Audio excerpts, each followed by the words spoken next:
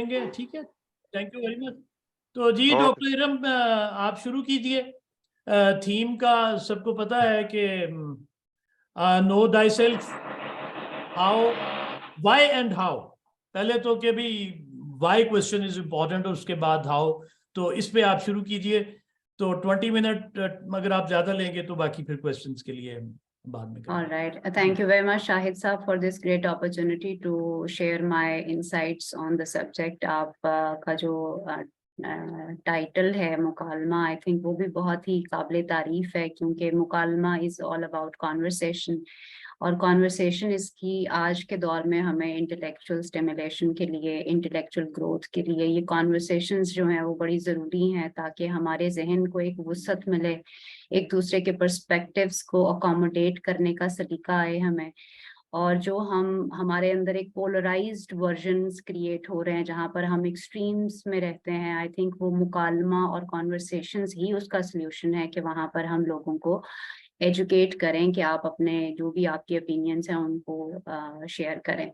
तो जो टॉपिक है आपका, ये तो बड़ा इसका स्कोप बहुत वाइड है, और हमारा लाइफ लॉन्ग ये मेरा ख्याल है सवाल भी है कि हम अपने आप को जानें, अपने ऊपर इन्वेस्ट करें, अपने ऊपर काम करें मुसलसल, बिकॉज कहा जाता है कि इंसान डायनामिक बीइंग्स हैं, यानी हम हर वक्त मुसलसल बदल रहे हैं। और जितनी हमारी तेजी से जमाना बदल रहा है, जितने हमारी आउटर वर्ल्ड हमारे इर्द गिर्द बदल रही है, डिजिटल हो रही है, और everything is based on artificial intelligence, तो इसी तरह हमारे अंदर के माहौल और अंदर का जो सिस्टम है वो भी उतनी ही तेजी से बदल रहा है। लेकिन हमारा चूंकि फोकस सारे का सारा बाहर होता है, इसलिए हम समझते हैं कि शायद हमें किसी दौड़ का हिस्सा बनना है और कुछ जाके डिस्कवर करना है, कुछ हासिल करना है। जो मोहब्बत है वो भी बाहर है, जो खुशी है वो भी बाहर है। जबकि मेरी अंडरस्टैंडिंग में ये है कि आपकी आपकी जिंदगी की तमाम तस्कीन, इत्मीनान, खुशी, सारा कुछ आपके अंदर है, आपकी स्ट्रेंथ भी अंदर है, बट आपकी अटेंशन इस वक्त कहीं ना कहीं डिस्ट्रैक्टेड है। और एक और स्टेटमेंट जो मुझे बड़ी अच्छी लगती है कि अटेंशन इज डिवोशन, जहां आपकी अटेंशन है वहीं आप डिवोटेड हैं। अगर वो सारी की सारी कोई और लेके जा रहा है तो आपके पास कुछ भी नहीं है। आपका इस टाइम सबसे जो प्रेशियस कमोडिटी है वो आपकी अटेंशन है, आपका वक्त है। तो आप सोचें कि ये वक्त मुझे कहाँ जो है वो इस्तेमाल में लाना चाहिए, कौन सी डिग्री करके, कौन सा स्किल सीख के मैं कहाँ पहुंच रहा हूँ, हर एक चीज की एंड गोल क्या है। तो बहुत सारे ये डीपर सवाल हैं जो कि एक प्रीटेक्स्ट सेट करते हैं कि हमें अपने बारे में क्यों जानना चाहिए। हम इस दुनिया में हर चीज को एक्सप्लेन करने वाले हम हैं, हम मीनिंग देते हैं अच्छाई बुराई, राइट रॉन्ग, प्रॉफिट लॉस। अगर मेरे अंदर जो चीजें हैं वो इन अलाइनमेंट नहीं है तो मेरी आउटर पिक्चर भी जो है वो बहुत कोई तसल्ली बख्श या बहुत कोई फायदेमंद नहीं होगी। तो जितना भी मैं इसके ऊपर तकरीर करूं कि हमें अपने ऊपर इन्वेस्ट करना चाहिए, वो कम होगी। तो I would want to get to the practical side of it, कि जब भी हम लोगों से मुलाकात करते हैं, बातचीत करते हैं, और मेरा चूंकि प्रोफेशन जो है वो काउंसलिंग, कोचिंग और ट्रेनिंग है, तो हम लोगों से अक्सर मुखातिब होते हैं और पूछते हैं जी अपने बारे में बताइए। तो बहुत सारे लोगों के रटे रटाए जुमले होते हैं, कुछ लफ्ज होते हैं जो उन्होंने अपने लिए मुंतखब किए होते हैं, और पता नहीं होता कि वो उनके पीछे इंटेंशन क्या है। तो मैं चाहती हूँ कि आप सारे लोग जितने भी यहाँ पर बैठे हुए हैं, थोड़ा सा एक एक्सरसाइज कर लेते हैं, और फिर मैं कोशिश करूंगी कि ये सब्जेक्ट आपके ऊपर खुले और आप इसको थोड़ा सा प्रैक्टिकल डायमेंशन में देखें।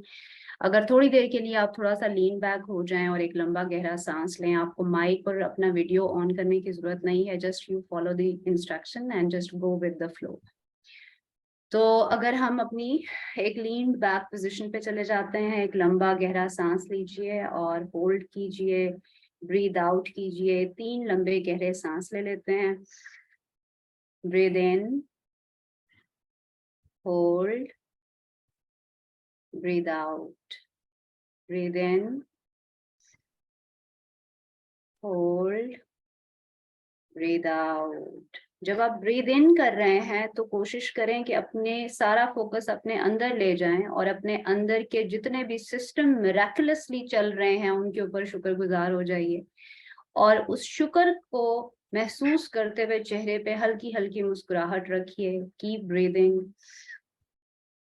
Breathe in, hold, breathe out. सारा फोकस आपका अपनी इस खूबसूरत मैकेनिज्म जो आपकी सांस लेना है, और जिस तरह सांस आप जिस दिन से कंसीव हुए हैं उस दिन से आप आपका जो सारा सिस्टम है वो चल रहा है, उसके ऊपर थोड़ा सा ध्यान दीजिए। And keep your eyes closed. I hope you all are in the safe zones, तो आप कोई थ्रेट, कोई स्ट्रेस नहीं होना चाहिए। आप जब रिलैक्स कर रहे हैं तो keep your eyes closed end थोड़ी देर के लिए ये सोचिए कि अगर आप कुछ और हैं, कोई और लिविंग या नॉन लिविंग ऑब्जेक्ट हैं आप, तो आप क्या होंगे? अगर मैं कहूँ कि लिस्ट ऑफ ऑप्शंस दूं, तो क्या आप एक माउंटेन होंगे, एक दरख्त होंगे, पानी होंगे, बर्ड होंगे? आप किस चीज के साथ अपने आप को रिलेट कर पाते हैं? तो आप थोड़ी देर के लिए खुद से निकलकर अपने आप को परसीव करें कि आप कोई और ऑब्जेक्ट है, और वो ऑब्जेक्ट लिविंग ऑब्जेक्ट भी हो सकता है और नॉन लिविंग ऑब्जेक्ट भी हो सकता है। मैंने आपको ऑप्शंस दी हैं: mountain, tree, water, bird, any animal, any other object, candle, light, sun, moon. किस ऑब्जेक्ट के साथ आप अपने आप को रिलेट कर सकते हैं? Keep your eyes closed. और जितना ज्यादा सोचेंगे और सोच के जवाब देंगे, वो जवाब सही जवाब नहीं होगा। जो पहला स्पॉन्टेनियस आपके जवाब आपके सबकॉन्शियस में से निकला है कि आई think I M water, I think I M mountain, उसके साथ थोड़ा सा वक्त सर्फ करें, उसके ऊपर, उसके साथ स्टिक करें। ये इसका कोई सही गलत आंसर नहीं है। और सोच के वे करके ये ना बताएं कि शायद माउंटेन के ज्यादा नंबर हैं और बर्ड के कम नंबर हैं। जो भी चीज आपके साथ रेजोनेट कर रही है उसको स्टिक कर लें उसके ऊपर। और अभी भी आप, you will keep your eyes closed end you will find out the qualities of the object. इस ऑब्जेक्ट को जिसके साथ आपने अपने आप को रिलेट करता हुआ महसूस किया है, उसकी क्वालिटीज क्या हैं? लेट्स से हम थोड़ी देर के लिए अज्यूम करते हैं कि आप में से किसी एक ने कहा कि मैं वाटर हूँ। तो वाटर की खासियत क्या है? वो फ्लेक्सिबल है, वो फ्लो में बहता चला जाता है, वो एजाइल है, वो उसके अंदर अडेप्टेबिलिटी है, मर्ज होने की कैपेसिटी है, लाइफ गिविंग फोर्स है, प्योरीफाई करने की उसके अंदर ताकत है। तो हम जब नो आवरसेल्व्स कह रहे होते हैं तो बहुत सारी चीजें हम वो नहीं होते जो कि हम बताते हैं, बल्कि हम बहुत कुछ वो होते हैं जो हम छुपाते हैं। तो जब आपने इस नॉन लिविंग ऑब्जेक्ट के साथ अपने आप को रिलेट किया, तो इसकी कौन सी खासियत है या इसकी कौन सी खुसूसियात हैं जो कि आपकी शख्सियत के साथ भी मिलती जुलती हैं? So keep your eyes closed and keep on indulging in the thought that जो मैं आपसे शेयर कर रही हूँ। इस थॉट में जरा इंडल्ज कीजिए कि अगर आप जिस चीज के साथ भी आपने अपने आप को एसोसिएट किया है, उसकी कौन सी खूबी है जो कि आपकी पर्सनालिटी की खूबी के साथ भी मैच कर रही है। And now try to discover yourself कि आपके कौन सी हिडन क्वालिटीज थी, और आपने इस एक ऑब्जेक्ट के साथ जब आपने उसको रिलेट किया तो वो आप पर पहली बार आप पर एक्सप्रेस्ड हुई या रिवील हुई कि मेरे अंदर भी ये ख्वाहिश है, ये मैं करना चाहती हूँ। या मैं, अगर मैंने बर्ड के साथ लिखा तो मैंने बर्ड क्यों चूज किया? बर्ड तो सबसे बड़ी बर्ड की खासियत जो है वो तो उसकी फ्रीडम है। Maybe I like freedom, freedom is my value, I want to be more autonomous. So you can open your eyes now, and if you have pen and paper, you can draw certain common things that you have just discovered about yourself. So वो एक हो सकती है, दो हो सकती हैं, तीन हो सकती हैं, वो पेपर पे लिख लें।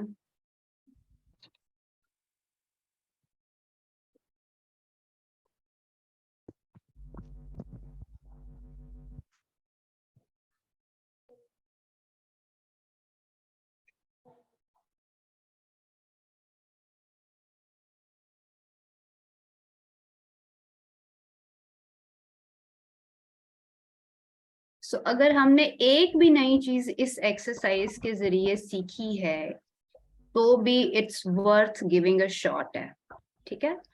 और ये थोड़ा अनयूजुअल तरीका है आपसे आपका इंट्रोडक्शन पूछने का। चूंकि मेरा बैकग्राउंड साइकोलॉजी का है तो हम बहुत सारी इंफॉर्मेशन जो आप शऊरी तौर पर बताते हैं हम उसको ट्रस्ट नहीं करते, हम आपके सबकॉन्शियस में स्टोर्ड आंसर्स को टैप करने की कोशिश करते हैं ताकि हम आपका एक रेडीमेड आंसर ना लें, बल्कि हम आपके पैटर्न्स को ट्रेस करें कि ये जो भी स्टेटमेंट, जो भी क्वालिटी आपने अपने बारे में कही है, इस क्वालिटी के पीछे इंटेंशन क्या है। तो इसके ऊपर मैं आपके सवाल लेना चाहूंगी once I finish my time. तो आप इस पे जो भी आपका सवाल हो आप उसको लिख लीजिएगा।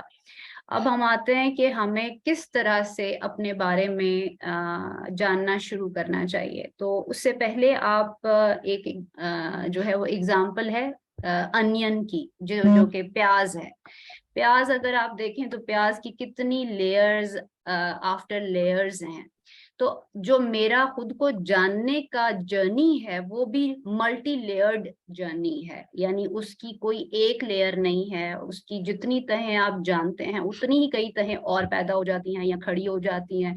तो एक तो आपने इसको ये समझना है कि ये एक ऑन गोइंग प्रोसेस है, बट यस हर एक स्टेज पर या नेक्स्ट स्टेज पर जाने के लिए पहली प्री रेक्विजिट को पूरा करना जरूरी है। तो अगर आपने पहली स्टेज या पहली लेयर का काम नहीं किया होगा तो ऑब्वियसली आप अगली लेयर पे नहीं पहुंच पाएंगे। तो एक तो आपने इसकी कॉम्प्लेक्सिटी को मद्देनजर रखते हुए इसके लिए ज्यादा इनकरेजमेंट या ज्यादा मोटिवेशन का डिस्प्ले करना है, क्योंकि ये ओवरनाइट नहीं होगी। बट हर दिन अगर 2 घंटे, 1 घंटा, आधा मिनट, 30 मिनट भी माइंडफुली आप अपने ऊपर इन्वेस्ट करोगे तो वो इवेंचुअली आपको डी लेयरिंग प्रोसेस की तरफ लेकर जाएगा। तो एक तो आप शायद ये एक मिसाल भी याद रखेंगे कि मैं कौन हूं और मेरा मल्टी लेयर्ड सिस्टम किस तरह से है। दूसरी जो मैं बात कहना चाहती हूँ वो ये कि इंसान भी मल्टी डायमेंशनल है। एक आपकी बॉडी फॉर्म है, एक आपकी सोल फॉर्म है, एक आपकी मेंटल फॉर्म है, और मेंटल फॉर्म की अपनी कई डायमेंशंस हैं जिसमें सबसे बड़ी डायमेंशन मेमोरी और ईगो की है। तो अगर आपको पता, मैं अभी आपसे बातचीत करूं और आपसे कहूं कि आप सारों में से कितने लोग हैं जो कि सोल को रिकग्नाइज करते हैं। हमारे सारे हम जिंदा हैं, हम सबके अंदर एसेंस तो सोल का ही है, बट हम जिसको फीड करते हैं वो हमारी सेल्फ या वो हमारी साइड ताकतवर हो जाती है और वो हमारी पर्सनालिटी को डोमिनेट करती है। और जिस साइड या जिस सेल्फ को हम खाना पीना नरिशमेंट नहीं देते वो कमजोर हो जाती है और वो फिर इवेंचुअली नॉन एग्जिस्टेंट हो जाती है। तो मैंने कहा एक बॉडी फॉर्म है और बॉडी फॉर्म पे हमारा ओवरली फोकस्ड है। हम इस वक्त हम अपने आप को हर वक्त जो है वो चमकाते रहते हैं, अपने खाने पीने के बारे में हम एक्स्ट्रा कॉशियस होते हैं, लेकिन जो हमारी सोल की नरिशमेंट है उसके ऊपर हमारा जो है वो फोकस नहीं है। अच्छा, अब दरमियान में जो हिस्सा मैंने बात बताया वो है आपका मेंटल साइड। और मेंटल साइड की 3 साइड्स आप लिख लें अगर जो नोट्स बना रहे हैं। मेंटल साइड में आपकी 3 बड़ी साइड्स हैं, एक है मेमोरी की, एक है ईगो की और तीसरी है इंटेलेक्ट की। सो ईगो का काम क्या है कि ईगो जो है वो आपके फियर से इंड्यूस होती है। आपके जितनी भी फॉल्स सेल्फ है वो ईगो के अराउंड बनती है। और जो आपकी मेमोरी है वो किस चीज को होल्ड कर रही है, वो पेन को, नेगेटिव एक्सपीरियंसेस को आपकी मेमोरी ने अपना एक पूरा एसेट बनाया हुआ है। आप अच्छी चीजें बड़ी जल्दी भूल जाते हैं और जो बुरी चीजें हैं, आपके नेगेटिव एक्सपीरियंसेस हैं, आपकी मेमोरी उनको स्टोर कर लेती है। इसलिए मेमोरी में ज्यादा आप पेन देखोगे, ज्यादा ट्रॉमा देखोगे, ज्यादा उसमें ऐसे चाइल्डहुड एक्सपीरियंसेस हैं जो कि हमारी शख्सियत, एडल्ट लाइफ के पैटर्न्स को की बुनियाद रखती है। तो आपकी जो मेमोरी है और फिर आपकी एक ईगो साइड है। ईगो के बाद जो तीसरी मैंने कहा इंटेलेक्ट है, वो भी हम में से हर एक बंदे की इंटेलेक्ट भी एक्टिवेट नहीं है, क्योंकि हम उससे बहुत निचले दर्जे का काम ले रहे हैं और वो है जजमेंट का काम। जजमेंट क्या करती है कि राइट कौन है, रॉन्ग कौन है, ठीक है। ये इंटेलेक्ट नहीं है। इंटेलेक्ट अगर आप एक्चुअली एक्सरसाइज करते हैं तो आप ज्यादा वक्त आई डोंट नो में गुजारेंगे। कहते हैं कि आपका जहन सिर्फ एक ही वक्त सही बात बता रहा होता है, जब वो ये कहता है कि आई डोंट नो। उसके अलावा वो सारी की सारी डिलूजन्स या मोमेंट्री उसकी ईगो बूस्ट होते हैं। तो आप अपनी इंटेलेक्ट अगर आप एक्सपीरियंस करना चाहते हैं तो देखें कि कितने बार या कितने मौके ऐसे आपकी जिंदगी में आए जहां पर आपने ये कहा कि आई डोंट नो, एंड आपको ना शेम महसूस हुई और ना आपको प्राइड महसूस हुई, और आपने सिर्फ फैक्ट्स को कोट करते हुए कहा कि I don't know, because you are exploring, you are knowing something.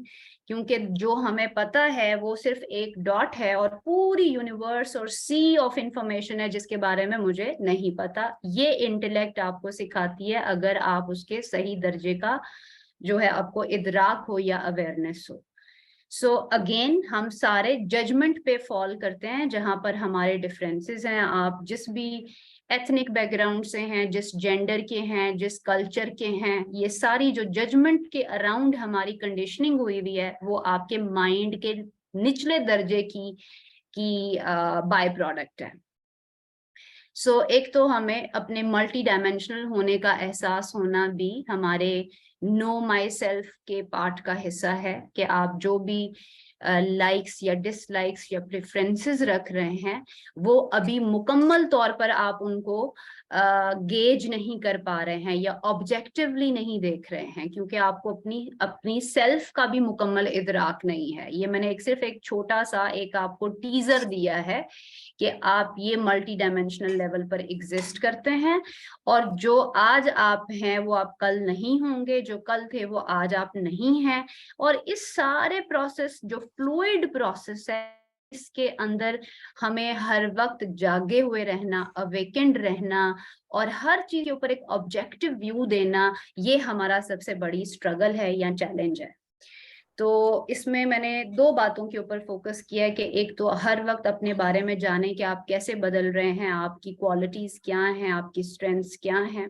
दूसरा मैंने आपको बताने की कोशिश की है कि आप मल्टी डायमेंशनल हैं। और तीसरा मैं आपको पुश या अर्ज करना चाहती हूँ कि आप चीजों को एक ब्रॉडर स्पेक्ट्रम में देखने के लिए तैयार करें, और वो ऑब्जेक्टिव व्यू है। हमें जब मैं अपनी लर्निंग स्टेट में थी तो हमें बहुत बार ऑब्जेक्टिव व्यू सुनते तो थे, बट समझ नहीं कभी आई कि ऑब्जेक्टिव व्यू क्या है।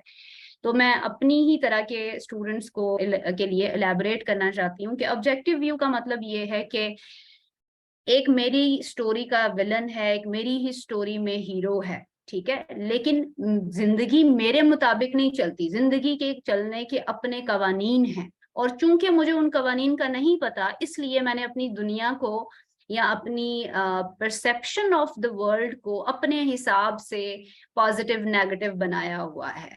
सो ये इदराक होना कि मेरी एक लिमिटेड सोच है और मेरी लिमिटेड सोच को मैं इनलार्ज ना करूं हर चीज के ऊपर, और जितनी ओपननेस एंड क्यूरियोसिटी रख सकती हूँ उतना रखते हुए लोगों को और दुनिया को समझने की कोशिश करूं, तो उसका सबसे बड़ा जो बेनिफिशियरी होगा वो मेरी जात होगी, सबसे ज्यादा इत्मीनान मुझे होगा। सो ये तीन चीजें आई थिंक अगर हम इनके ऊपर काम करना शुरू कर दें या एटलीस्ट हमारी कॉन्शियस अवेयरनेस में आ जाएं, तो हमारा जर्नी टुवर्ड्स सेल्फ नॉलेज शुरू हो सकता है।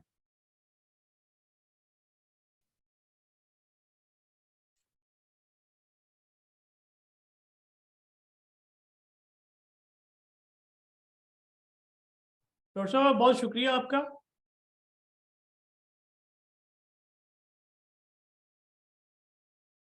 तो अब सवालात लेते हैं। तो मुझे थोड़ा सा आप दोबारा बता दीजिए कि 50 मिनट होंगे आपके पास फर्दर? जी हम शुरू करते हैं, अगर मुझे इनके जरूरत पेश आएगी तो आई लेट यू नो। ठीक हो गया, चलें, ज़बरदस्त। तो कोई क्वेश्चन या कोई बात, तो जब तक कोई क्वेश्चन के लिए मुझे नहीं दिखाई देता कोई हैंड रेज करता, तो जो आपने वो पूछा था एक शुरू में कि आप किसी भी ऑब्जेक्ट के साथ अपने आप को एसोसिएट करें, तो जो फर्स्ट आइडिया है, तो जो मेरे जहन में वैसे फर्स्ट आइडिया आया था वो स्ट्रीम था।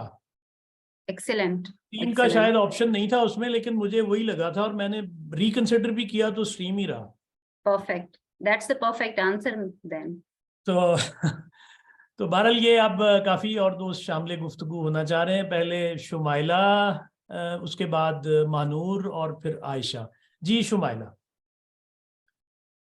अस्सलामुअलैकुम doctor Iram, I am also PhD scholar और मैं भी लाहौर कॉलेज मेमन यूनिवर्सिटी से पढ़ रही हूँ। डॉक्टर फीफा मेरी भी सुपरवाइजर है और Excellent. आपसे एक मीटिंग जो है वो LC में हुई है आपसे भी ना। Very nice. Very अच्छा nice. अच्छा, मेरा सवाल आपसे ये था, आपने अभी पॉजिटिविटी की भी बात की, थिंकिंग की भी की, तो मैंने आपसे ये पूछना है कि क्या हम समटाइम्स कुछ चीजों से फरार हासिल करते हैं ना, जैसे मुझे लगता है कि ये वाली जो कैफियत है या ये वाली जो सिचुएशन है, मुझे यहाँ से उठ जाना चाहिए या मुझे इन लोगों को नहीं फेस करना चाहिए, तो वो क्या मेरा ये पॉजिटिव पहलू है या नेगेटिव में आएगा? मतलब मुझे लगता है कि अगर मैं इधर बैठी ना तो शायद मैं भी अब आहिस्ता आहिस्ता डिस्टर्ब होना शुरू हो जाऊंगी, या कुछ लोग ऐसे होते हैं जो नेगेटिविटी बहुत ही शो कर रहे होते हैं, तो वहां से जब हम एस्केप करते हैं तो ये पॉजिटिविटी में आता है या नेगेटिविटी में आता है? Thank you very much, Shumaila, for your question, first of all. And दूसरी बात, जो आपका सवाल है ये एक बिहेवियरल सवाल है, ठीक है? और जो हमने अभी बातचीत की है वो समझें कि आपका न्यूक्लियस या फाउंडेशनल कॉन्सेप्ट्स के ऊपर बात की है, ठीक है? अब अगर हम इसको आपके सवाल के साथ कनेक्ट करें कि वो बिहेवियर कैसे नजर आता है, तो जब आपने कहा एस्केप करते हैं, वो एक फर्क लफ्ज है। एस्केप का मतलब ये है कि अगर मुझे तकलीफ हो रही है और अगर एक हार्ड कॉन्वर्सेशन है जो कि मुझे सर्टेन कॉन्सिक्वेंसेस की तरफ पुश कर रही है, तो बेहतर है कि मैं उसको अवॉइड करूं, क्योंकि मैं कॉन्सिक्वेंस फेस नहीं करना चाहती। फॉर इंस्टेंस, आप टीचर स्टूडेंट्स, आप या ज्यादातर यहाँ स्टूडेंट्स बैठे हुए हैं, अगर एक टीचर की आपको नहीं समझ में आ रही, ठीक है, किसी भी वजह से, वो जरूरी नहीं है कि वो टीचर अच्छा नहीं है और आप अच्छे नहीं है, हो सकता है किसी भी वजह से आपको एक टीचर की समझ नहीं आ रही, तो आपके पास दो रास्ते हैं। एक तो आप टीचर के साथ जाके सेपरेटली उनसे टाइम लें और उनको कन्वे करें कि मुझे आपकी समझ नहीं आ रही, मुझे हेल्प करें। दूसरा रास्ता ये है कि चलें इग्नोर करें, उनकी क्लास में बैठे रहते हैं और वक्त जाया करते रहते हैं, कहते हैं ये यूनिवर्सिटी ठीक नहीं, लोग ठीक नहीं है, और कहें कि जी ऐसे ही चल रहा है। क्यों? क्योंकि जब आप टीचर के पास जाएंगे तो हो सकता है टीचर आपको नापसंद करे और टीचर आपके ऊपर ब्लेम शिफ्ट कर दे, और ये कॉन्सिक्वेंसेस आप जो है वो फेस ना करना चाहें। तो एक तो एस्केप का मॉडल आप इसको भी समझें कि हमें एस्केप जो है वो जनरली नहीं करना चाहिए, क्योंकि आप ऑथेंटिक लाइफ से महरूम हो जाते हैं जब आप एस्केप राउट पे जाते हैं। एक दूसरी चीज पे हम आते हैं आपकी, कि ऐसी कंपनी जो कि हमारी कंपनी हमारी वाइब्रेशन के साथ मैच नहीं करती, तो वहां से निकल जाना बेहतर अमल है, बहुत अच्छी बात है। आप ना दूसरों को ऑफेंड करें, ना खुद को अपसेट करें, आप आराम से एक्सट्रैक्ट कर लीजिए। लेकिन क्यों नहीं हम कर सकते, ये असल सवाल है। असल सवाल इसलिए ये है क्योंकि हम जब उस कंपनी में से निकलने की कोशिश करेंगे तो वो लोग हमें हो सकता है पसंद ना करें, और हमारे लिए ये बड़ा ही जरूरी है कि हर बंदा हमें पसंद करे, और हम हर बंदे को पसंद करने की वजह से अपनी असल जात से दूर हो जाते हैं। तो कहने को तो ये बड़ा सादा अमल लगता है कि जी जिस कंपनी में से आप अच्छा महसूस ना करें वहां से निकल जाएं, लेकिन हम नहीं निकलते। घर में भी देखें, रिश्तेदारों में भी देखें और कॉलीग्स में भी देखें, हर कंपनी में जब आप अपने सर्कल को देख लें, बहुत सारी कंपनी ऐसी कंपनी है जहां पर हम अच्छा महसूस नहीं करते। अब अच्छे को देख लेते हैं कि अच्छा क्या होता है। अच्छा वो माहौल होता है जहां आप बड़ा हुआ महसूस करें, जहां आप 100% मौजूद हों, सेलिब्रेटेड हों, इम्पोर्टेंट फील करें, अच्छा समझे लोग आपको और आप उन्हें अच्छा समझें। और हर वो कंपनी जहां पर आप छोटा महसूस करें, आप वहां पर इनसिग्निफिकेंट महसूस हों, तो वहां कंपनी उस जगह पर बैठने का आपका जो है वो दिल नहीं चाहता। तो अगेन आपके, I hope I have answered the question, but उसमें ये आप देखेंगी कि अपने आप को ना एक थर्ड पर्सन के तौर पर ऑब्जर्व करें कि मैं किस माहौल में कैसा महसूस करती हूँ, मेरे अंदर क्या चल रहा है, और मैं क्यों नहीं एक्शन कर पाती, क्योंकि मेरे अंदर ये कमियां हैं। आप एक ऑब्जर्वर हैं, अपनी ही जात के ऊपर ऑब्जर्वर हैं, तब जाके आप इसका अपना जो सेल्फ जर्नी या सेल्फ नॉलेज का जर्नी जो है वो आप शुरू कर सकेंगे। Thank you. जी मानूर। अस्सलामुअलैकुम मैम, मैम मेरा क्वेश्चन जो था वो आपने जो एक्सरसाइज करवाई है उससे रिलेटेड था कि अल्फा आई नो कि आप मुझे इतना नहीं जानती नहीं है, लेकिन मैंने अपने आप को एज अ रिवर इमेजिन किया था और उस रिवर का ना शोर बहुत ज्यादा था। तो बाकी जो क्वालिटीज थी वो तो मुझे समझ आ गई, लेकिन अगर आप इस पे कोई इंसाइट दे सकें कि शोर बहुत ज्यादा था। अब देखें, मैंने अभी आपसे ये कहा कि कुछ हमारे ऐसे पहलू हैं जो हमसे भी छुपे हुए पहलू हैं, ठीक है। और जब हमने आपको आपके रेगुलर इंट्रोडक्शन से डिटैच करके आपसे अनयूजुअल तरीके से इंट्रोडक्शन देने की कोशिश की, तो अब आपके लिए भी ये सरप्राइज है कि ये शोर क्या है।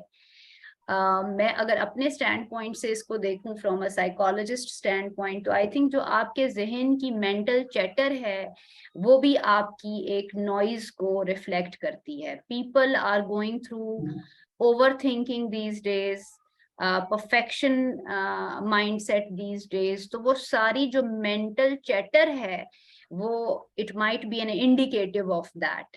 तो आप उसका एक टेबल बना लीजिए जो कि सिमिलर चीजें हैं और जो आपको लग रहा है कि नहीं सिमिलर हैं, और उनको थोड़ा सा रिफ्लेक्ट कीजिए। अनफॉर्चुनेटली हमारे इदारों में, पढ़ाने वाले इदारों में एक काम सिखाया जाना चाहिए कि हमें रिफ्लेक्शन करना आना चाहिए। जो भी तालीम आप हासिल कर रहे हैं इसके ऊपर आपकी टेक क्या है, क्या चीज है जो कि आपके सिस्टम ने एब्जॉर्ब की है और कौन सी चीज है जो कि आपके सिस्टम ने एब्जॉर्ब नहीं की है।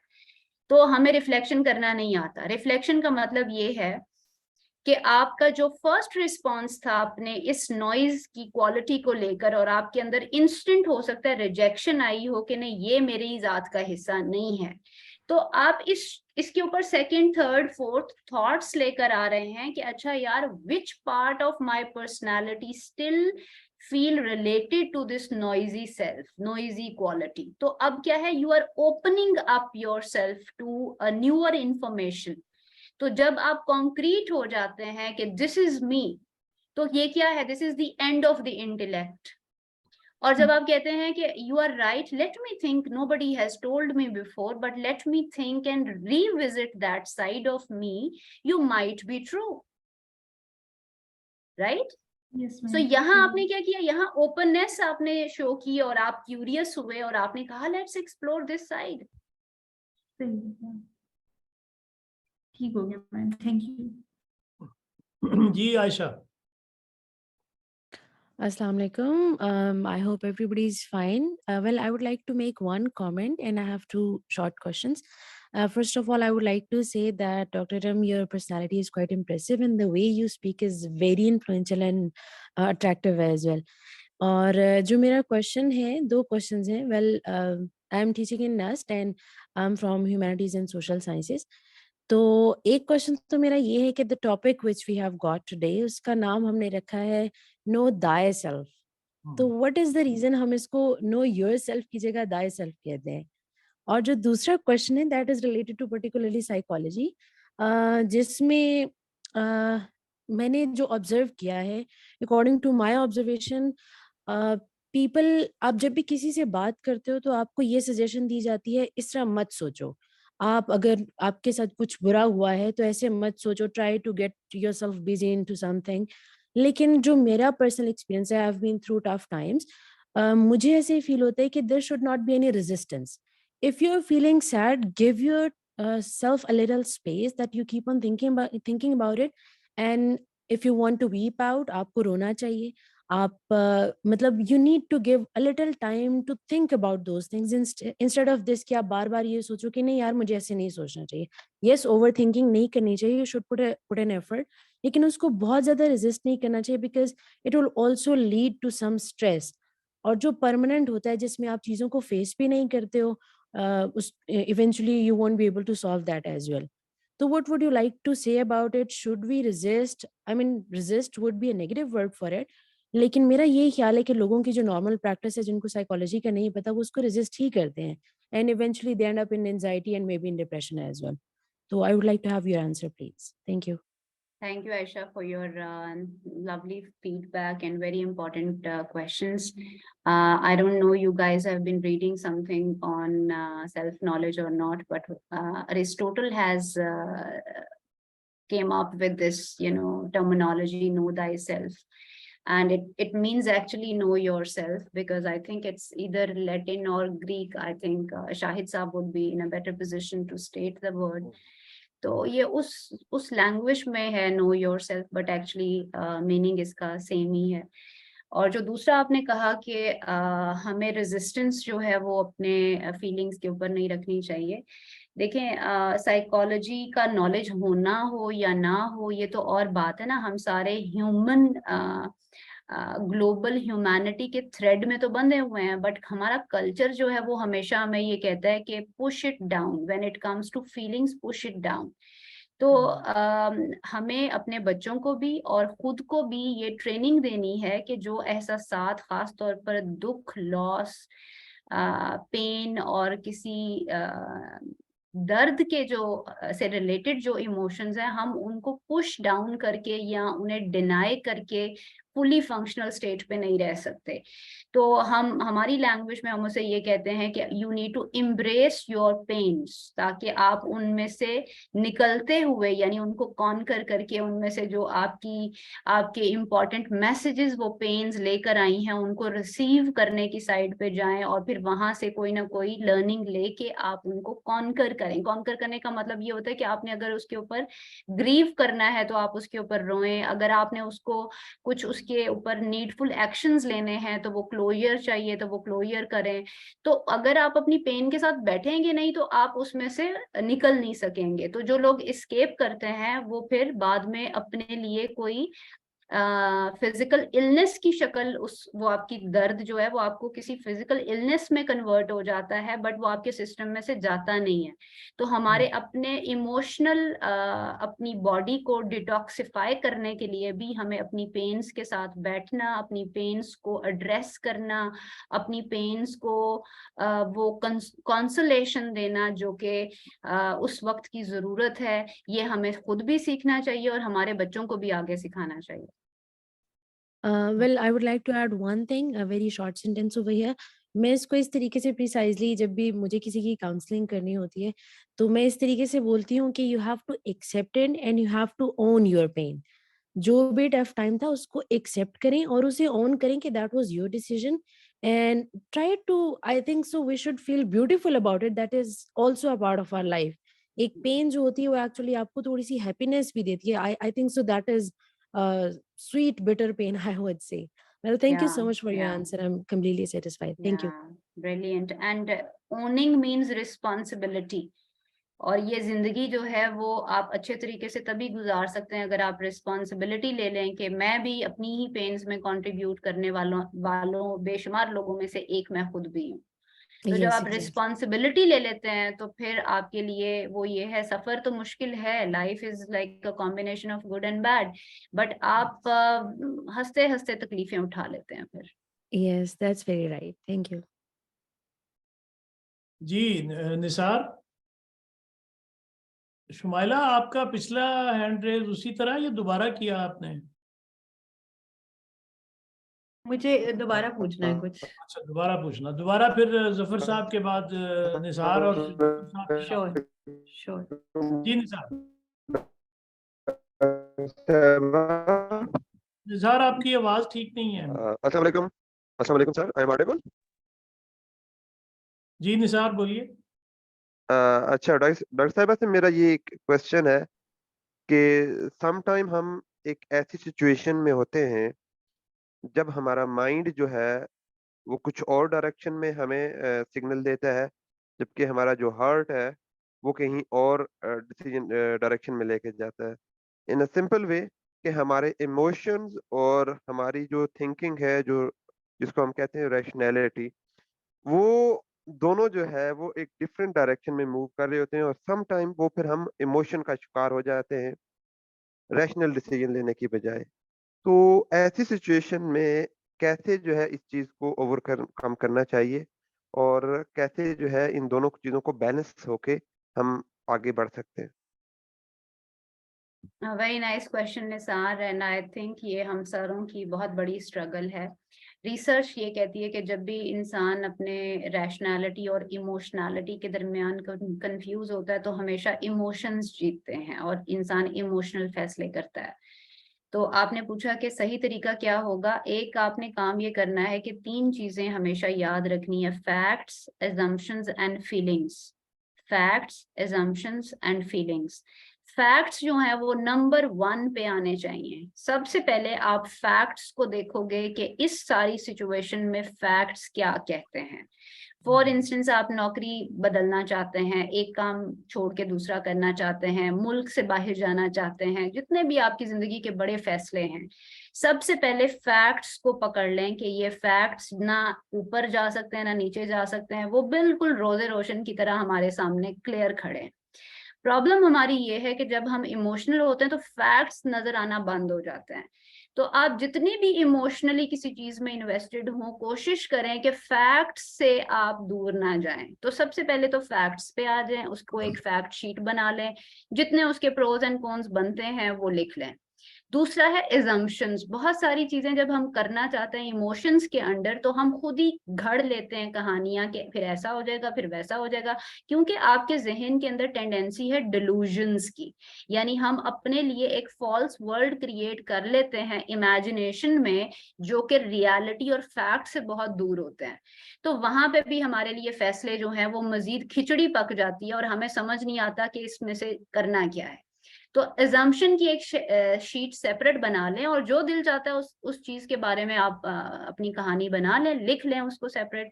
और फिर तीसरी चीज आप लिखें फीलिंग्स। फीलिंग्स क्या है कि आप कोई भी फैसला चूज करें और उसके ऊपर जो फीलिंग्स वाला लेयर आएगी आपकी, वो आपने सेपरेट लिख लेनी है। जैसे फियर होगा और एक लव होगा। सबसे बड़े जो आपके पेरेंट इमोशन है वो ये 2 ही हैं। फियर में से सारे नेगेटिव इमोशंस निकलते हैं और लव में से सारे पॉजिटिव इमोशंस निकलते हैं। तो आप जब अपनी फैक्ट शीट खोलेंगे और उसमें सारे फैक्ट स्टेट करेंगे, प्रोज एंड कॉन्स लिखेंगे, तो आप उसी के साथ अपनी पॉजिटिव एंड नेगेटिव फीलिंग्स भी लिखेंगे। फियर हमेशा आपको धोखा देने की कोशिश करेगा और assumption में लेकर आने की कोशिश करेगा। आपने फियर की बजाय फेथ रखते हुए, फैक्ट्स के ऊपर अपना जो है वो ज्यादा फोकस रखते हुए, फीलिंग्स को आपने अपना गाइडिंग फोर्स बनानी है। फैक्ट आपका जजमेंट का कोर एरिया है और फीलिंग्स आपका क्या है, गाइडिंग फोर्स है। तो फियर को आप अगर पहचान पाएंगे कि ये मुझे इसलिए इंड्यूस हो रहा है क्योंकि ये मेरा एक्शन को सीज करना चाहता है। फियर हमेशा आपके एक्शन को सीज करना चाहता है। कोशिश तो फियर की भी यही होती है कि वो आपको प्रोटेक्ट करे, आपको मजीद नुकसान से ना होने दे।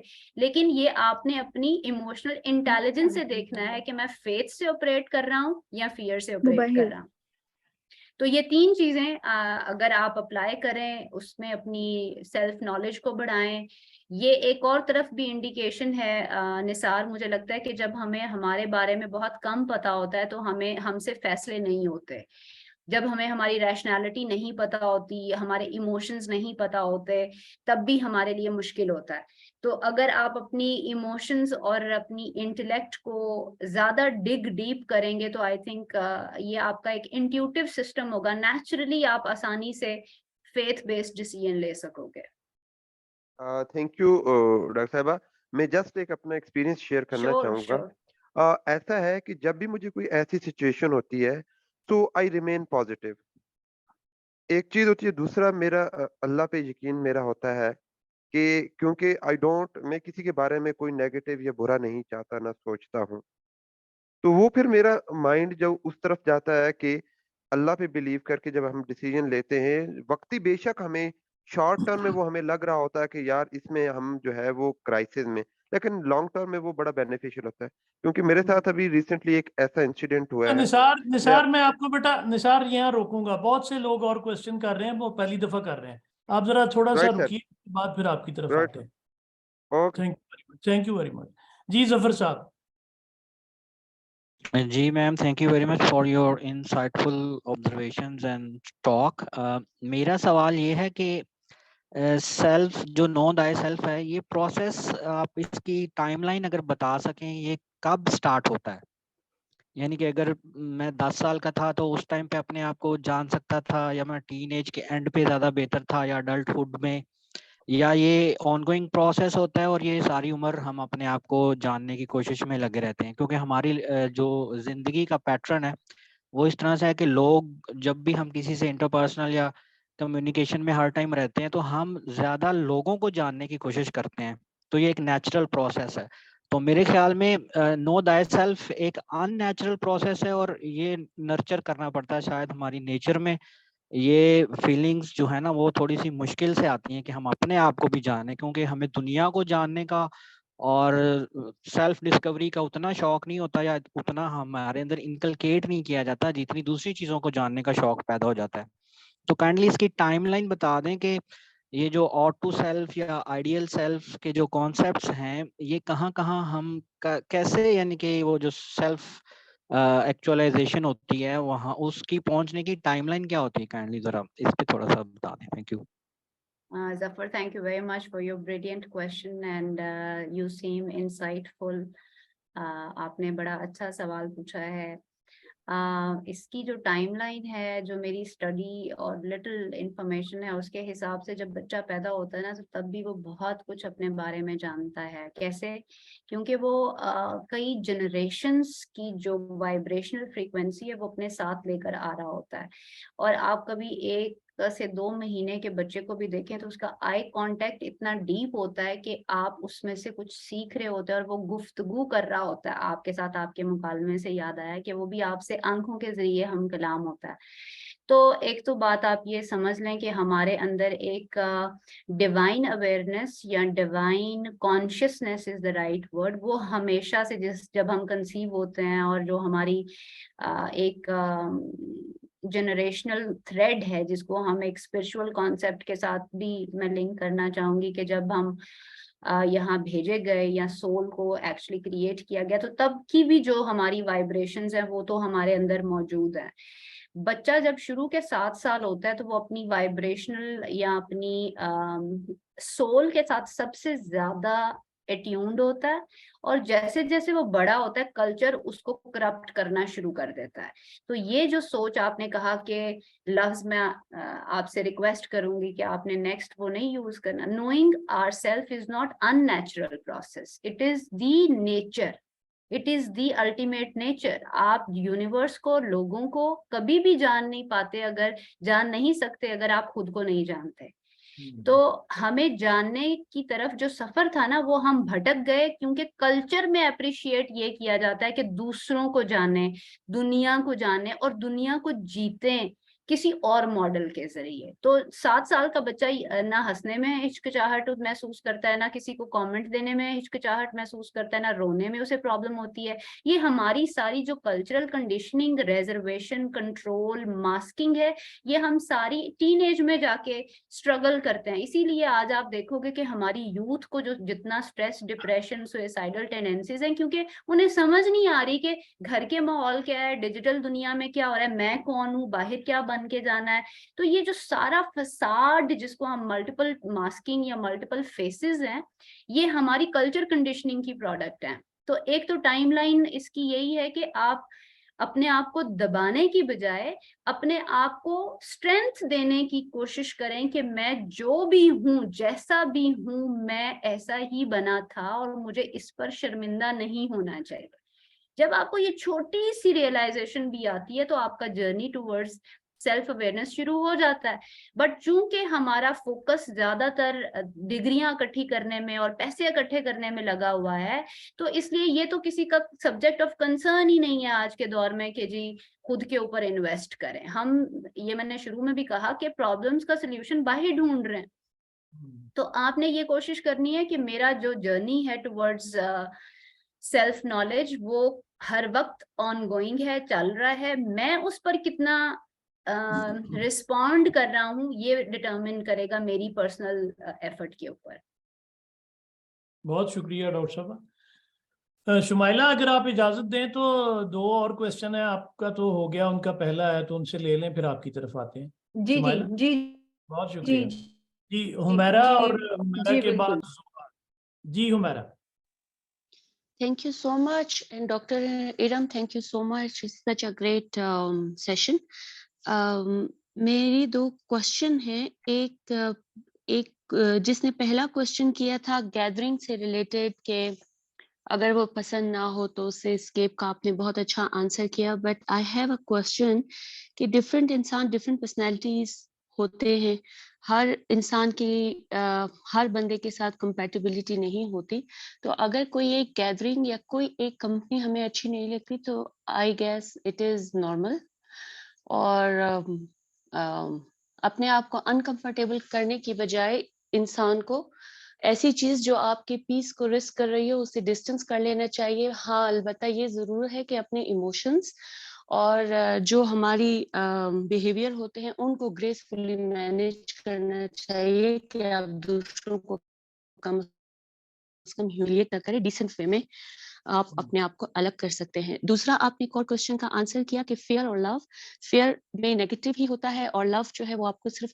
पॉजिटिव एस्पेक्ट देता है। So I have a question, I have seen people कि जिस चीज से या जिस बंदे से या किसी से भी अगर उनको बहुत मोहब्बत होती है तो वो उससे उसको फेयर से भी अटैच कर देते हैं कि ये चीज या ये इंसान या वट एवर जिससे उसको मोहब्बत है, जो चीज उसे पसंद है वो उसे कोई छीन न ले, और उसमें फिर वो उस फियर के थ्रू जो है वो नेगेटिव एक्ट करना शुरू हो जाते हैं। ये दो चीजें मैंने आपसे पूछनी है। Thank you Humaira for your comments and आपके सवाल के लिए भी। पहले जो आपने बात की उसमें तो I totally agree with you कि हमारी कंपैटिबिलिटी हर कंपनी से नहीं बनती और हम एक्सक्यूज कर सकते हैं।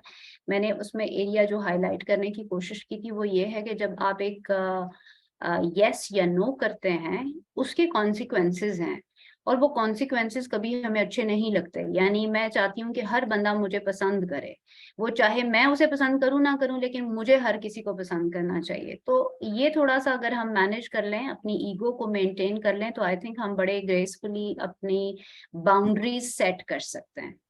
अब आ जाते हैं आपके दूसरे सवाल के ऊपर कि फियर जो है वो लव एंड फियर सेपरेट कैसे हैं। जो लव है वो फियर में नहीं आता, लव बेस करता है फेथ से। फेथ में यही है कि हर चीज पॉसिबल है, हर चीज में पॉजिटिविटी है, हर चीज डिवाइन एलिमेंट रखती है, हर एक चीज में गुड है, इवन जो डेविल है उसके अंदर भी एक गुड है।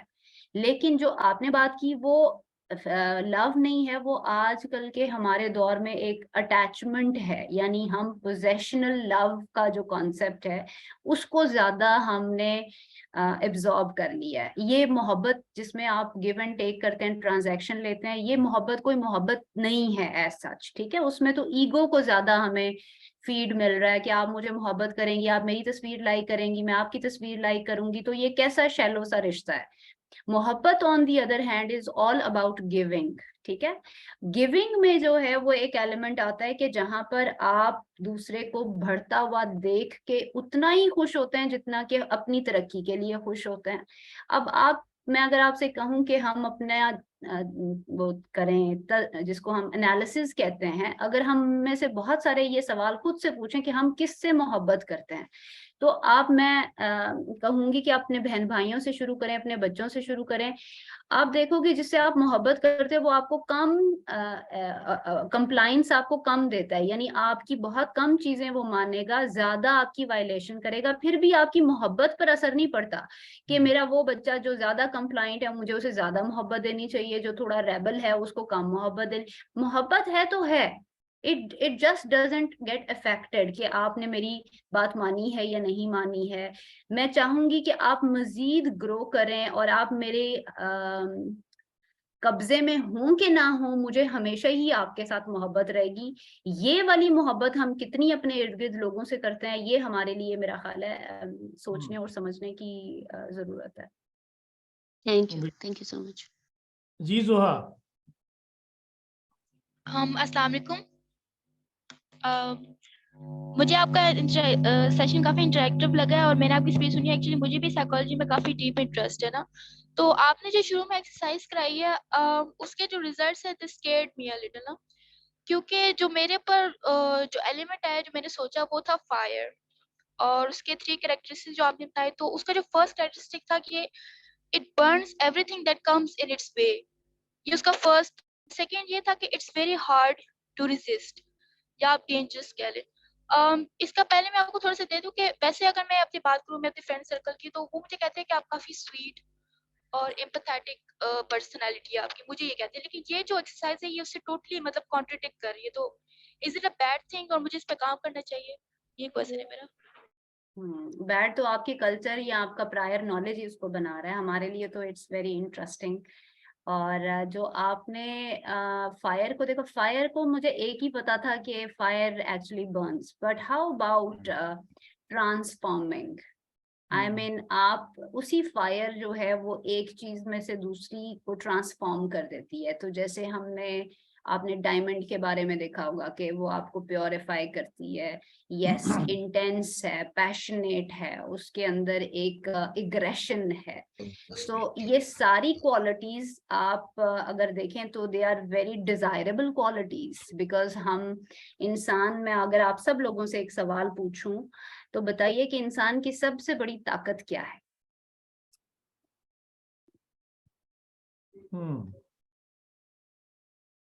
सो सारे इंटेलिजेंट लोग आर सिटिंग अराउंड, सो बताइए। आई गेस इंसान की सबसे बड़ी ताकत है कि his ability to change and adapt to situations, और ये भी इंटेलिजेंस की डेफिनेशन है स्टीफन हॉकिंग के अकॉर्डिंग के जितनी जल्दी आप सिचुएशन से अडेप्ट कर लेते हो आप intelligent. I think madam belief सबसे जो हमारा हाँ, खुद पे यकीन, मेरा ख्याल है। फेथ, हाँ यही फेथ की यकीन, पॉसिबिलिटीज पे फेथ। बताते जाएं। Ma'am I think it's again acceptance. आप एक्सेप्ट कर लेते हैं तो it makes your life so easy. This is my practical experience. Ma'am I think flexibility. अच्छा, अब देखिए आपने इंसान जो है अगर एक मशीन है, और मशीन का सबसे यूनिक फीचर जो है वो शायद आप लोगों ने आज तक साइंटिफिक इन्वेंशन से ये देखा हो कि शायद हमारा शऊर और जो हमारी अकल है, इंटेलेक्ट है, रैशनैलिटी इंसान की सबसे बड़ी खासियत है। बट जो इंसान को इंसान बनाती है वो एक चीज है, वो है एहसास। हमारी सबसे बड़ी ताकत एहसास है। आप ईदी के कैरेक्टर में उठा के देखेंगे तो सिर्फ एक खूबी थी उनके अंदर, वो दर्दमंदी था।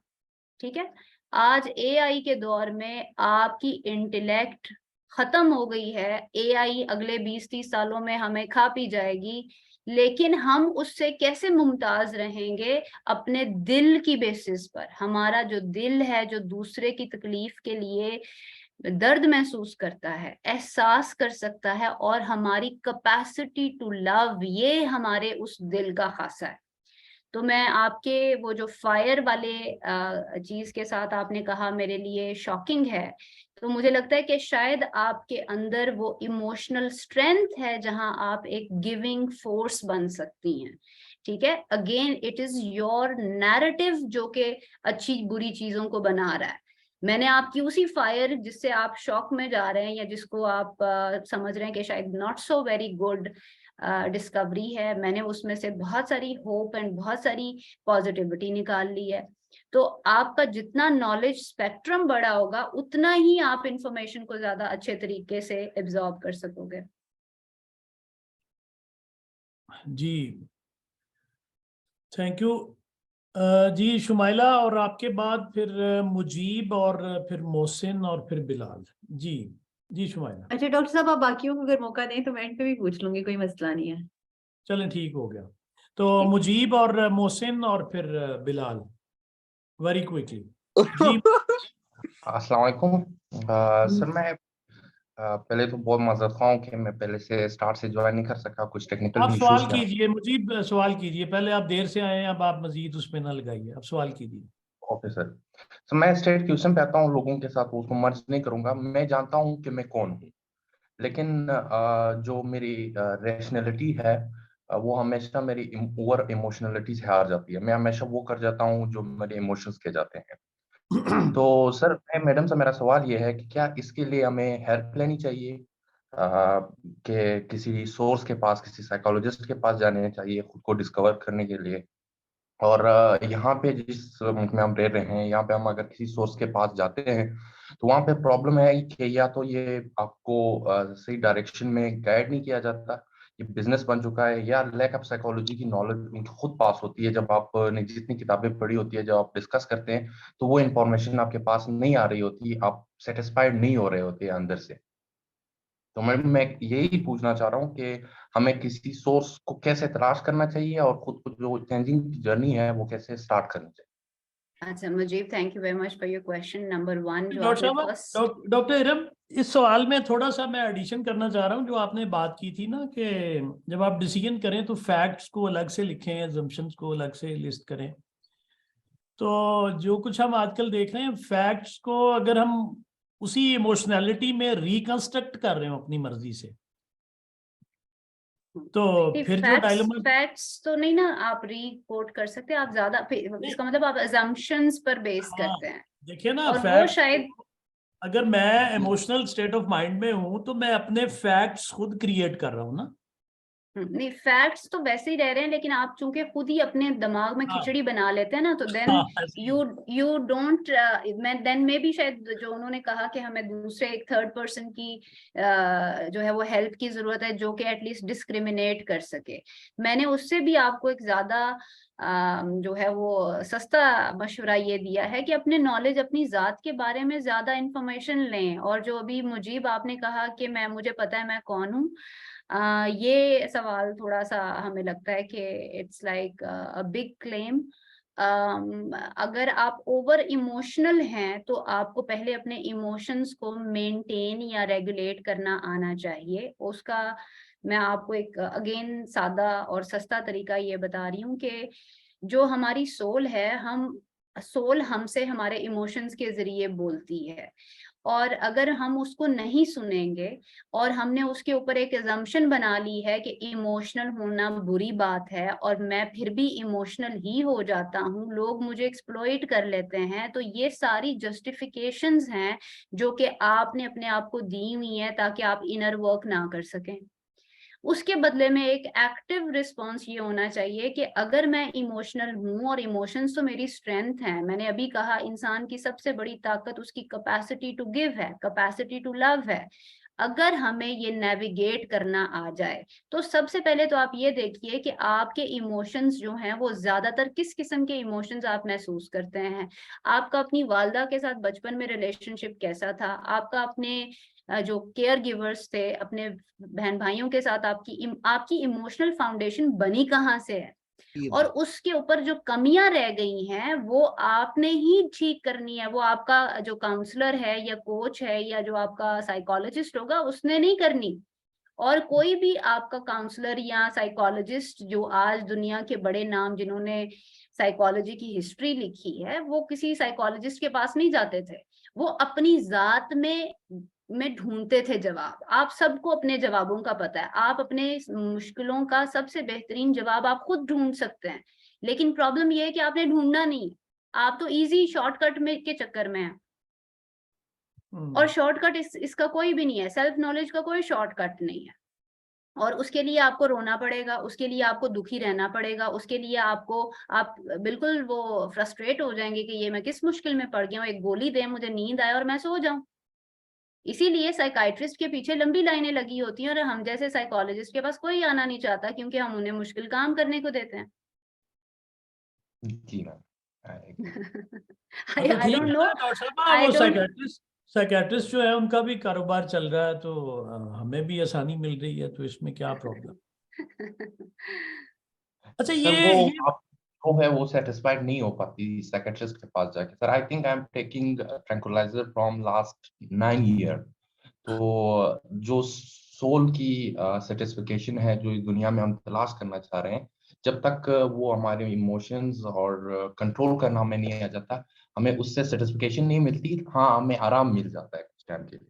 जी, इसको हम बोलते हैं टेम्पररी रिलीफ। मुझे नहीं, आराम नहीं मिलता, वो आर्जी से ही आराम होता है, वो बाद में वहीं रहता है। ठीक है, यस, चले, ओके जी। मोहसिन और फिर बिलाल जी। मोहसिन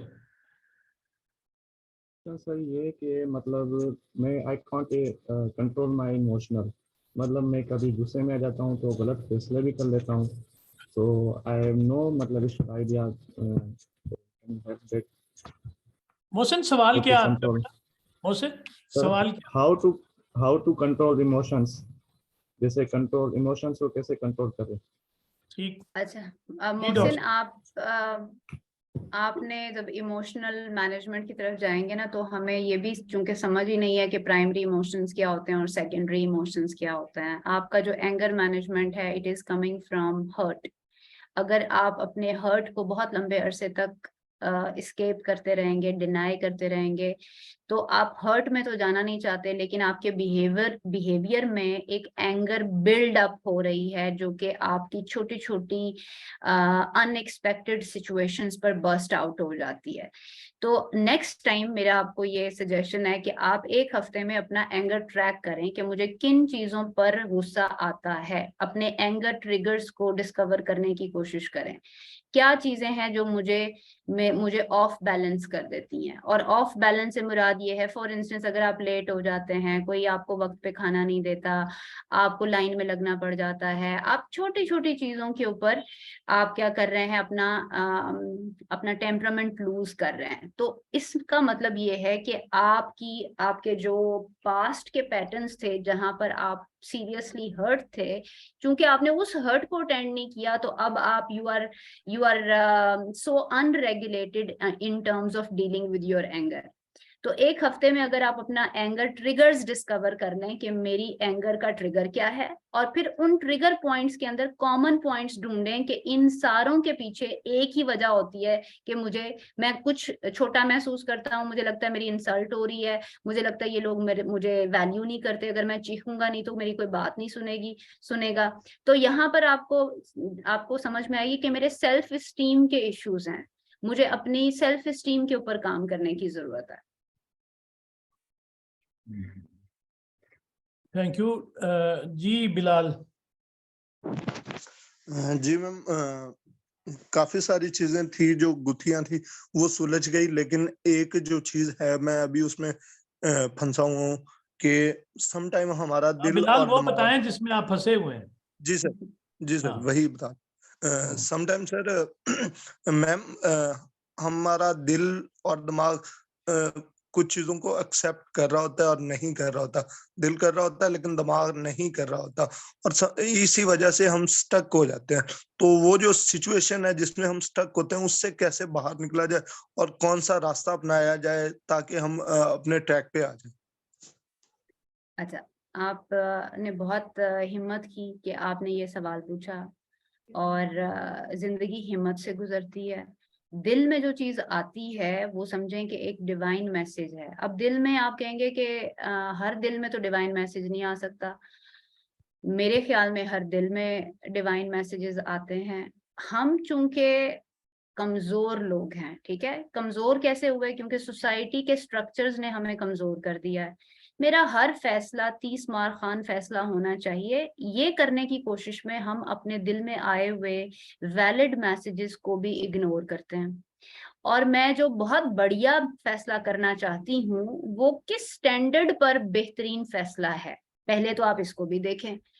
आप एक शादी की लेट से मिसाल ले लेते हैं, तो कहा जाता है जी इस खानदान में अगर किसी की शादी हो जाए तो वो स्टेटस बढ़ जाएगा, या आप इतने अमीर खानदान में जाएंगे तो आप इंस्टेंटली आपका जो स्टेटस है उस पे शिफ्ट आएगा। हो सकता है आप वहां शादी ना करना चाहें, आप एक बहुत ही ऑर्डिनरी आम रिश्ता, आम फैमिली में रिश्ता करना चाहें, लेकिन वो रिश्ता आपके दिल के बहुत करीब हो। तो अब आपका जहन कह रहा है कि अमीर बन जाओ, अमीर बन जाओ, और आपका दिल कह रहा है कि नहीं, ये दिल मेरी चीज, ये जो रिश्ता है मेरे दिल के करीब है। तो यहाँ हिम्मत चाहिए ना, वो करेज चाहिए। कहते हैं करेज एक ऐसा वर्चू है जिसके बगैर आप कोई भी और वर्चू एक्सरसाइज नहीं कर सकते। तो हिम्मत के बगैर तो आप और कोई नेकी भी नहीं कर सकेंगे। तो अगर मैंने अपने आप के साथ ही ये जुल्म कर लिया कि मैंने अपनी सोसाइटी में बेहतरीन फैसला करने के चक्कर में अपने आप को एक गलत सिचुएशन, गलत जर्नी पे, गलत से मुराद हर वो चीज जो कि मेरी ऑथेंटिक सेल्फ के साथ मैच नहीं करती, वो मेरे लिए रॉन्ग चॉइस है। बट हमारे अंदर करेज नहीं है कि हम उसको ओन करें। आप अपने इस वक्त की जो सोसाइटी का फैब्रिक खराब हो रहा है, उसमें से सबसे बड़ी जड़ ही ये है कि हम सारे फायदे की डीलें ढूंढ रहे हैं। हालांकि जिंदगी फायदे नुकसान की गेम नहीं है, वो तो आपकी मोहब्बत, आपकी आपकी एसेंस है, जहां आप दे सकेंगे वही अच्छा फैसला है। बिल्कुल ठीक है। Got it, thank you so much ma'am. जी डॉक्टर याज साहब, डॉक्टर साहब आप हैं? डॉक्टर अयाज कदीर जी। डॉक्टर साहब पता नहीं है। डॉक्टर शिराज, डॉक्टर मेरी शिराज आवाज आ रही है? आवाज आ रही है मेरी? सर आपकी नहीं आ रही थी ना, अब के चले? आवाज आ रही है? जी अब आ रही है, बोलिए। चलें, पहले तो डॉक्टर इरम, बहुत ज़बरदस्त आपका सेशन है और उसमें बहुत सारी चीज़ें बहुत क्लैरिटी के साथ आपने एलेबोरेट की हैं। मैं थोड़ा सा उस पॉइंट को टेक करूँगा जिसके ऊपर प्रोफेसर साहब ने भी पॉइंट आउट किया और तकरीबन ज़्यादातर लोग उसको उसी एंगल से चीज़ों को डिस्कस कर रहे हैं। यानी बेस जिस तरह से आप कह रही थी शुरू में, और ज़ाहिर है वो रियलिटी है कि जो पर्सनालिटी की बेस है वो कुछ फंडामेंटल्स के ऊपर ठहरी हुई है और उसमें जहाँ तक मेरी मतलब थोड़ी बहुत स्टडी है और असेसमेंट है कि जो पर्सनालिटी है वो always driven by powerful emotions.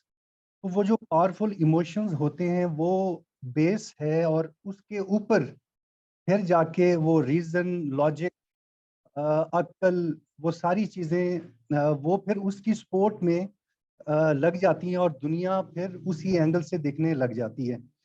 हमने ये देखा कि हर मतलब ज़िंदगी की मुख्तलिफ जो फेजेस आती हैं, जिस तरह से वो पावरफुल इमोशंस दुनिया को दिखाते हैं, इंसान दुनिया को उसी एंगल से देखने लग जाता है। इसी वजह से वो मुख्तलिफ किस्म के वर्जन्स महसूस होते हैं। क्योंकि हमारी सोसाइटी, जैसे आपने भी कहा, ये बिल्कुल मतलब ज़ाहिर के एक्यूरेट आपने कमेंट किया कि हम अपनी सोसाइटी की बेसिकली अपने कल्चर की, अपनी ट्रेडिशंस की प्रोडक्ट बेसिकली होते हैं। अब हमारा बेसिकली जो माशरा है वो ओवरऑल एक थोड़ा सा पर्टर्ब माशरा है और हम ये वाली चीज़ देख रहे हैं कि हमारे यहाँ ये जो इमोशनल टर्बुलेंस है ये थोड़ी सी ज़्यादा है as compare to other societies. तो इस वजह से हमारे यहाँ, अब ये वैसे तो यूएनओ की भी अभी उसके ऊपर रिपोर्ट आई है कि पाकिस्तान में हर चौथा पांचवा आदमी उसको क्योंकि वो इमोशनल टर्मोइल इतना ज़्यादा है तो वो दुनिया को, और इख्लाफ भी इसी वजह से बहुत ज़्यादा आ रहा है और टॉलरेंस की भी इसी वजह से कमी है कि कोई भी दूसरा कमेंट जो मिजाज के मुताबिक ना हो वो इमोशनल टर्बुलेंस की वजह से वो मुखालफत या कहना चाहिए कि दुश्मनी की हद तक चला जाता है।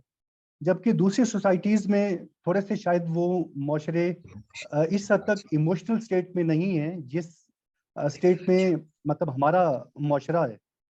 तो इस किस्म की मतलब स्ट्रेटेजी आपके ख्याल में क्या हो सकती है कि जिसमें ये जो मतलब पावरफुल इमोशंस की वजह से हमारे यहाँ एक मतलब डिफरेंट व्यू पॉइंट्स के ऐसे डेवलप हो रहे हैं कि जो मतलब जिसमें टॉलरेंस की भी बिल्कुल मतलब कमी आ रही है और दुनिया यानी अपोजिट पॉइंट ऑफ व्यू का मतलब अब ये बन रहा है कि अच्छा जैसे मैं देख रहा हूँ दुनिया को वो बिल्कुल है ही वैसी, और जो अपोजिट है वो तो बिल्कुल ही झूठा है। वो हम इमोशनल टर्मोइल की वजह से शायद इस स्टेज तक चले गए।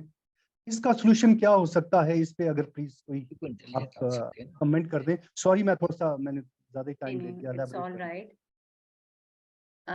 इसमें आई वुड सजेस्ट कि हमें ओपननेस चाहिए और ओपननेस से मुराद ये है कि हमारे पास जो अकोमोडेशन है यानी एबनॉर्मल जो हमने बनाए हैं, नॉर्मल की डेफिनेशन जो बनाई है, I think abnormal is a new normal now. आज तक जो नहीं हुआ आज वो सब कुछ हो रहा है। एक तो हमारे अंदर टॉलरेंस एबनॉर्मल चीज़ों के लिए भी होनी चाहिए, जजमेंट नहीं हमें करनी चाहिए, खास तौर पर अपने टीनेज बच्चे बच्चियों नेफ्यू नीसेस के साथ हमें दोस्त बनना चाहिए, हमें इकट्ठे मिल के एक दूसरे के दुख तकलीफ को सुनना चाहिए। जब आप किसी को जज कर लेते हैं तो आप उससे सेपरेट कर देते हैं, वो अब आपसे डिस्कनेक्ट हो गया है, वो अब बाहर मजीद वल्नरेबल लोगों के पास जाएगा जहां पर उसके भटकने के चांसेस ज्यादा हैं। तो जितना भी एक दूसरे के डिफरेंस ऑफ ओपिनियन को आप अकोमोडेट कर सकें, आई थिंक वो अच्छी प्रैक्टिस है। लोगों को सुने, ये मुकालमा उसी की सिमत में एक आई थिंक अच्छा इनिशिएटिव भी है।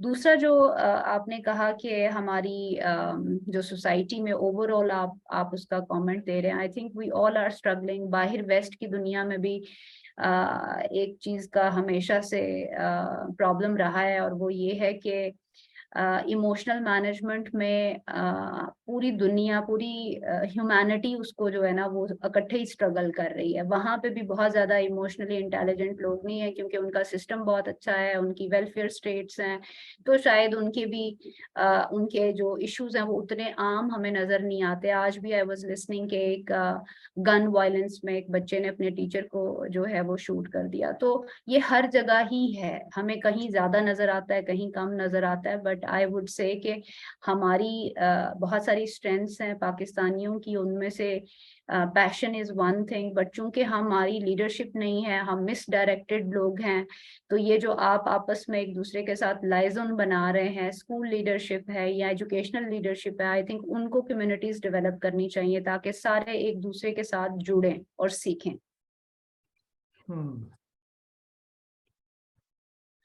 जी डॉक्टर शिराज, डॉक्टर साहब आप हैं? Thank you sir. जी जी जी सर, बिल्कुल, बहुत शुक्रिया, बल्कि मैं इंतजार ही कर रहा था। जी वालेकुम अस्सलाम सर, बहुत शुक्रिया। मैं यहाँ पे मॉन्ट्रियल में अभी -18 है और मैं स्ट्रीट पे था, एक मेट्रो स्टेशन में मैं अंदर घुसा हूँ ये सवाल पूछने के लिए। लेकिन मैं ये कहना चाहूँगा कि डॉक्टर साहिबा का जो लेक्चर है माशाल्लाह बहुत ही वार्मिंग है, और मेरा ख्याल है कि पाकिस्तान में अगर पॉजिटिविटी बताने के लिए आपके पास इतनी यानी साइंटिफिक और रिसर्च बैक जो है गुफ्तगू हो, तो फिर हमें कासिम अली शाह की ज़रूरत ही ना रहे। लेकिन मेरा सवाल ये है सर के मैडम से सवाल ये है कि एज अ टीचर, क्योंकि इन्होंने डॉक्टर साहबा ने शुरू में ये कहा कि जो आई डोंट नो है वो ज़ाहिर है कि एक तरह से हमें उस तरफ ले जाता है जहाँ पे आप अपनी सोल को एक्सप्लोर कर सकते हैं।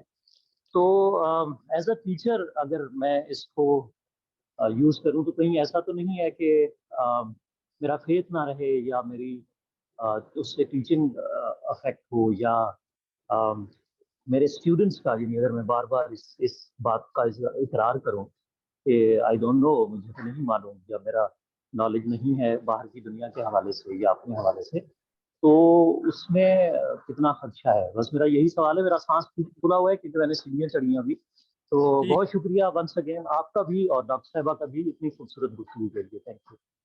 Thank you Siraj, it's a very interesting question. और डोंट नो से मुराद ये नहीं है कि हम मेहनत ना करें और लेक्चर्स प्रिपेयर ना करें, इंफॉर्मेशन कलेक्ट ना करें। डोंट नो का मतलब ये है कि अपने बच्चों को कोई डब्बा ना दे राइट एंड रॉन्ग का कि इसी में फिट होना है, और बच्चों को अपने साथ रिलेट करने के लिए भी एज ए पेरेंट और as a teacher both, even as a elder sister and brother, जब वो हमारे पास आते हैं और हम उन्हें फौरन से जवाब दे देते हैं तो वो खुद से नहीं पूछते, तो फिर हमें ये मसले आते हैं जो बाद में, अभी यहाँ एक साहब ने पूछा भी कि अब मैं कैसे अपने आप को इमोशनली मेंटेन करूं। तो जब आप उनको वापस कहते हैं कि I don't no, let's discover it together, what do you think, आपको क्या लगता है, मुझे ये लगता है, तो हम कंक्लूसिव नहीं होंगे, तो बच्चा भी उतनी ही कोशिश करेगा, उतने ही कॉन्फिडेंस से वो भी जवाब लेकर आएगा, और वो ये नहीं कहेगा कि टीचर जो है वो नॉलेज का पूरा जो फाउंटेन हेड है वो सिर्फ टीचर है। मुझे लगता है आज के आने वाले दौर में टीचर जो है वो एक सपोर्ट सिस्टम बनना चाहिए, ताकि बच्चा आपके पास आके कनेक्ट हो। जब कनेक्ट होगा तो फिर ही आप उसे इंस्पायर कर सकेंगे। अब अदरवाइज तो गूगल के पास आपसे ज्यादा बेहतर इंफॉर्मेशन है, लेकिन वो कनेक्शन नहीं दे सकती, हम कनेक्शन दे सकते हैं। तो जब आप बच्चे के साथ अपनी वीक साइड को ओन करते हैं तो बच्चा समझता है कि ये सिर्फ मेरे साथ अकेले के साथ ही नहीं हो रहा, it's all right, it is a human experience के समटाइम्स हमें नहीं समझ में आती कि इसका सही आंसर क्या है। जी तौसीफ जी, अस्सलाम वालेकुम जी। डॉक्टर बड़ी अच्छी गुफ्तगू कर रही हैं। मेरे 2-3 क्वेश्चंस हैं, मैं उनको पिक्चर पे ठीक तरह ड्रॉ नहीं कर पा रहा उनकी ब्लड से है। पहले नंबर पे तो ये है डॉक्टर साहब, जो एडिक्शन है वो किसी भी चीज की हो, वो इंसानों की भी होती है, बाज़ औक़ात हमारी हैबिट्स ऐसी होती हैं कि हम उनसे जान नहीं छुड़ा सकते चाहते हुए भी। तौसीफ साहब, समटाइम्स ये इंसान भी ऐसे। तौसीफ साहब, जी ये सॉरी। शोर आ रहा है आपके माइक में, आपकी आवाज थोड़ी कम आ रही है, डिस्टॉर्शन काफी ज्यादा है। जी जी, अब जी ठीक है जी। जी जी, अब अब ठीक है। ठीक है हाँ, अब ठीक है। जी। तो मैं ये गुजारिश कर रहा था कि जो एडिक्शन है इंसानों की, उनमें हैबिट्स भी हो सकती हैं, बाज़ दफ़ा इंसान भी होते हैं जिनसे बंदा जान छुड़ाना तो चाहता है, छुड़ा नहीं सकता। तो ये किस प्रोसेस के ज़रिए इस बंदे को अपनी एडिक्शन से जान छुड़ाई जा सकती है? सेकेंडली, जो पास्ट की तल्ख़ हकीकतें हैं या तल्ख़ यादें हैं, उनसे किस तरह छुटकारा पाया जा सकता है? थैंक यू जी। Very nice Tauseef, I mean बहुत अच्छे आपने सवाल पूछे। पहला सवाल तो ये है कि एडिक्शन जो है वो anything which is out of proportion becomes addiction. तो ये खाने पीने की भी हो सकती है, ये ऐसी कंपनी की भी हो सकती है जो कि आपको एडिक्टिव लगे। तो यहाँ आपकी नीड इंटेलिजेंस जो है वो बड़ा काउंट करती है। नीड इंटेलिजेंस क्या होती है कि एडिक्शन वन वे नहीं होती। जो भी सब्सटेंस हम अब्यूज कर रहे होते हैं उससे हमें भी कोई फायदा मिल रहा होता है। तो हमने सबसे पहले ये रिकग्नाइज करना होता है कि ये शख्स या ये जो सब्सटेंस जिसको मैं अब्यूज कर रहा हूँ, ये मुझे क्या बेनिफिट दे रहा है। मेरी ये इंस्टेंट ग्रेटिफिकेशन है, मेरा ईगो बूस्ट है, और मेरी शैलो सेल्फ को थोड़ी देर के लिए कवर अप करने के लिए मैं इस्तेमाल कर रहा हूँ। मैं किस चीज से इस्केप करने के लिए ये एडिक्शन या ये मॉडल यूज कर रहा हूँ। तो यहाँ पर अगर पहली बात तो मेरे लिए बहुत अच्छी ये है कि एक बंदे का ये रिकग्नाइज करना कि मैं एडिक्ट हूँ, वो चाहे किसी भी सब्सटेंस का हो, ये भी एक सेल्फ नॉलेज की विक्ट्री है। दूसरी बात ये कि जब आपने ये अपने आप को मान लिया कि मुझे ये एडिक्शन है, तो अब आप अपना पैटर्न जो है वो डिस्कवर करेंगे। पैटर्न्स का मतलब ये होता है कि स्टाइल क्या है। मुझे जब लेट्स से बहुत सारे लोग जो हैं वो वीकेंड पे ज्यादा जब उनके पास काम नहीं होता तो वो जंक फूड खाते हैं, क्योंकि सारा टाइम अपने आप को वो ग्राइंडिंग में रहते हैं। तो अब वो कोशिश करते हैं कि उस सारी पेन का जो ग्रेटिफिकेशन या जो अपने आप को ट्रीट करना है वो जंक फूड खा के करना है। तो उससे भी आपके पैटर्न का पता चलता है कि क्या ट्रिगर्स हैं जो कि आपको पुश करते हैं उस अब्यूज की तरफ या उस एडिक्शन की तरफ। तो एक तो वो भी आप डिस्कवर कीजिए। फिर अपनी नीड्स के बारे में जाने कि क्या आपकी जो भी नीड पूरी हो रही है उस एडिक्शन के साथ, किसी हेल्दी तरीके से आप अपनी वो नीड पूरी कर सकते हैं या नहीं। फॉर इंस्टेंस, अगर हमारी नीड टू फील इम्पॉर्टेंट पूरी होती है, या हमारी need to be heard and seen and मुझे इम्पॉर्टेंट और मेरी जो इमोशनल नीड्स है वो पूरी हो रही हैं, तो क्या मैं कोई ऐसा काम जो कि हेल्दी है उसके जरिए से भी अपनी ये इमोशनल नीड्स पूरी कर सकता हूँ या नहीं। तो आप इसको भी देख लीजिए।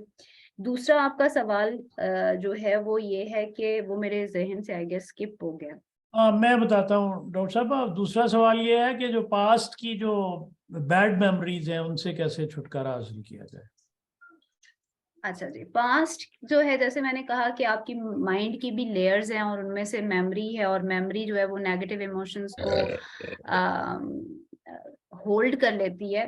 तो पहले तो मुझे आपसे ये पूछना है कि छुटकारा क्यों पाना है आपने, पहले हम उसको एड्रेस क्यों नहीं करते। क्योंकि हो सकता है कि वो मेमोरीज हमें कुछ हमारे बारे में बहुत सारी इंफॉर्मेशन दें, और हो सकता है कि हमारी एडिक्शन का भी कुछ हिस्सा उन मेमोरीज में से जुड़ा हो। तो आप अपने आप को एज ए क्यूरियस माइंड अपनी मेमोरीज को जज करने की बजाय या उनको इंस्टेंट अपनी जात में से काट के फेंकने की बजाय आप उनको अकोमोडेट करने की तरफ आइए। आप उनकी एक अप्रोच फर्क करके देखें कि अच्छा, I need to first listen to my self fully and in total harmony के मेरी क्या मेमोरीज हैं जो कि मैं डिनाई कर रहा हूँ। आप पाकिस्तान के हमारे माशरे के बारे में बात हो रही थी, तो हमारा माशरा घुटा हुआ माशरा है।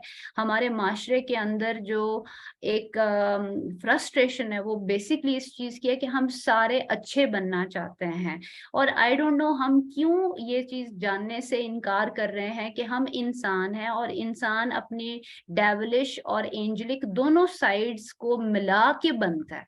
तो अगर आप और मैं सारे ही अच्छे तो बनना चाहते हैं और अच्छे बनने की कोशिश में भी हैं, लेकिन जो हमारी ह्यूमन लिमिटेशंस हैं हमें उनको भी अकोमोडेट करना है।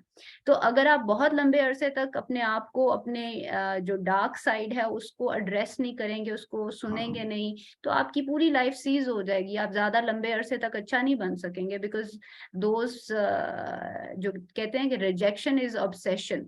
तो जिन चीजों को आप रिजेक्ट करेंगे वो ऑब्सेशन आपकी तरफ बढ़ता जाएगा और आपके पास कम कुव्वत होगी उनको डील करने की। लेकिन अगर आप उन्हें हेड्स ऑन एड्रेस कर लेंगे, I am here to listen to you, tell me what is going on with you, तो फिर आपके अंदर एक एक्सेप्टेंस पैदा होगी जो कि आपको कुव्वत देगी कि आप अपनी उन चीजों में से बाहर निकल सकें। डॉक्टर साहब, अच्छे हम बनना चाहते हैं, हमारी थैंक यू डॉक्टर साहब, बहुत शुक्रिया।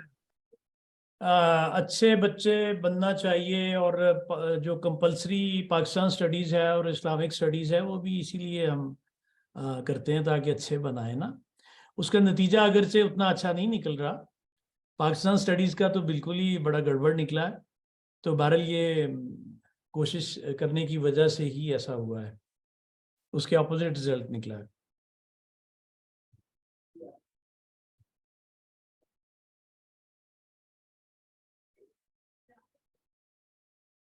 जी शुमाइला।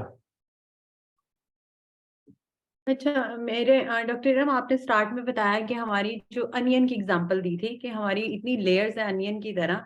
तो मैंने आपसे, अब मैं सवाल मेरा ये है कि how to de layer my self ना, मतलब शुरू कहाँ से करें, और दूसरा ये कि वो कौन से इंडिकेटर्स हैं जो मुझे बताएंगे कि भाई मुझे अपने बारे में कुछ नॉलेज तो है, कुछ तो मुझे पता है, या थोड़ी सी अवेयरनेस तो है मुझे अपने बारे में, वो इंडिकेटर्स भी बताएं, और शुरू कहाँ से करें हम अपने आप को डी लेयर करना, वो थोड़ा सा वो तरीका भी बताएं हमें। Very nice. तो सबसे पहले जी, डी लेयरिंग कैसे आप करेंगे? हमने जब मल्टी डायमेंशनल कहा कि इंसान मल्टी डायमेंशनल है, तो उसकी सबसे पहली फॉर्म ये बॉडी है, ठीक है। अब अगर आप सारे थोड़ी देर के लिए सच्चे बन जाएं, तो आप में से कितने लोग हैं जो आप अपनी बॉडी के साथ आपने पीस मेकिंग कर ली हुई है? हम सारे या तो ज्यादा चिट्टे होना चाहते थे, लंबे होना चाहते थे, मोटे हैं तो पतले होने चाहते थे, नाक हमारी और तरह की होती, हम शीशा देखते हैं तो हम 100 तरह के कीड़े अपने आप में से निकालते हैं। तो पहला तो काम आप ये करें कि अपनी बॉडी के साथ फुल एक्सेप्टेंस कर लें जैसे हैं आप, और आपको इसको किसी के साथ कंपेयर नहीं करना कि मेरे कजन्स कितने थे, वो चिट्टे थे, या मैं काला था, या मैं लंबा था। या अपने सोशल कंपैरिजन आप बॉडी से शुरू करते हैं। तो अपने आप को बॉडी शेम जो आप कर रहे हैं उसी से आप हट जाइए, ये आपका पहला स्टेप होगा। फिर उसके बाद अपने जहन पे जाइए, जहन में से जाके जो आपकी जजमेंट है उसको माइनस कर दें। आपने ना खुद को जज करना है और ना आपने दूसरों को जज करना है, सीधा सा है। अगर आप ये पहाड़ा पड़ गए तो समझे आपने आधा काम कर लिया। तो यही पढ़ने में हमारी आधी जिंदगी गुजर जाती है। तो पहले तो अपनी जो है वो बॉडी के साथ कंफर्टेबल हो जाइए, फिर आप अपने जहन को जजमेंट से दूर कर दीजिए। और तीसरा आपका सोल है कि सोल कैसे पता चलती है। सोल का जो रास्ता, डिसमिस करना छोड़ दें, अपने इमोशंस को डिनाई करना छोड़ दें, अपने इमोशंस को समझने की कोशिश करें। अगर मुझे रोना आ रहा है तो क्यों आ रहा है? ये रोना मेरी ईगो लेके आ रही है, या मेरी मेमोरी लेके आ रही है, या मेरा कोई पास्ट एक्सपीरियंस लेके आ रहा है, या मुझे इस वक्त इंसल्ट या हर्ट या शेम या गिल्ट महसूस हुआ है? तो पहले अपने इमोशंस को समझने के लिए उस फीलिंग के साथ थोड़ी देर के लिए रहना जरूरी है। तो मैंने 3 आपको तरीके बता दिए हैं, या 3 लेयर्स के काम बता दिए हैं कि सोल को जानना है तो अपने इमोशंस को डिसमिस करना छोड़ दें, और उसके बदले में क्या करें, अपने इमोशंस को समझने की कोशिश करें कि ये बैकग्राउंड इस इमोशन का क्या है। दूसरा, आपने इस सवाल क्या किया कि आपने हमें इंडिकेटर्स क्या करने हैं कि जिससे हमें लगे कि हम सेल्फ जर्नी पे चल रहे हैं। देखिए, एक चीज है इत्मीनान, जॉय, सेटिस्फैक्शन, ठीक है। जब आप अपना सच बोलते हैं और सच बोलने के बाद एक सुकून आता है आपको, ठीक है। हो सकता है बाहर पब्लिकली उसके ऊपर आपको बहुत ज्यादा लैश आउट किया जाए, आपको डिसमिस किया जाए, पसंद ना किया जाए, लेकिन you have told your truth and that gives you piece.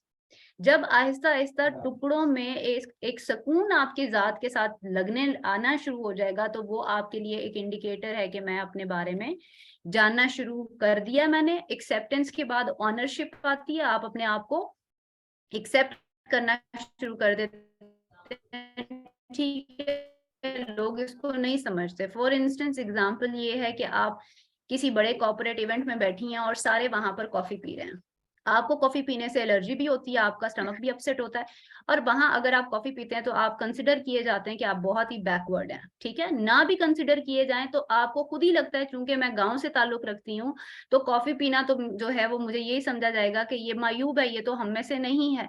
आपने उस टाइम अगर कॉफी रिफ्यूज की है और आप उस डिसीजन के साथ ओके हैं, तो it's a good call. So you need to start owning yourself. जो भी आपको अच्छा बुरा लगता है, जो भी आप जिस भी तरह की कंपनी में अच्छा महसूस करती हैं, आप अपने लिए आहिस्ता आहिस्ता आहिस्ता एक हल्का खींच लेती हैं, आप एक खाका बना लेती हैं जहां पर आप अपने आप की ऑथेंटिक सेल्फ को सेलिब्रेट करती हैं। Thank you. अच्छा डॉक्टर साहब, शुरू में जो आपने बात की थी ना, मैं एक स्टूडेंट थी हमारी कायद आज़म यूनिवर्सिटी में, तो उनकी इस तरह की, वो अच्छी ब्रिलियंट स्टूडेंट थी, तो लेकिन उसके लिए वो जो क्लास थी ना वो इतनी एक्सेप्टेबल नहीं थी। उसने बार बार शेयर किया मुख्तलिफ अंदाज में कि भाई ये लोग जो हैं वो, इनसे तो मैं कुछ नहीं सीख सकती, ये मेरे लेवल के नहीं है। उसमें थोड़ा वो भी था, वो मतलब एक प्राइड भी थी। यूनिवर्सिटी का प्रोग्राम भी उसको फजूल सा लगा, टीचर भी पसंद नहीं आए।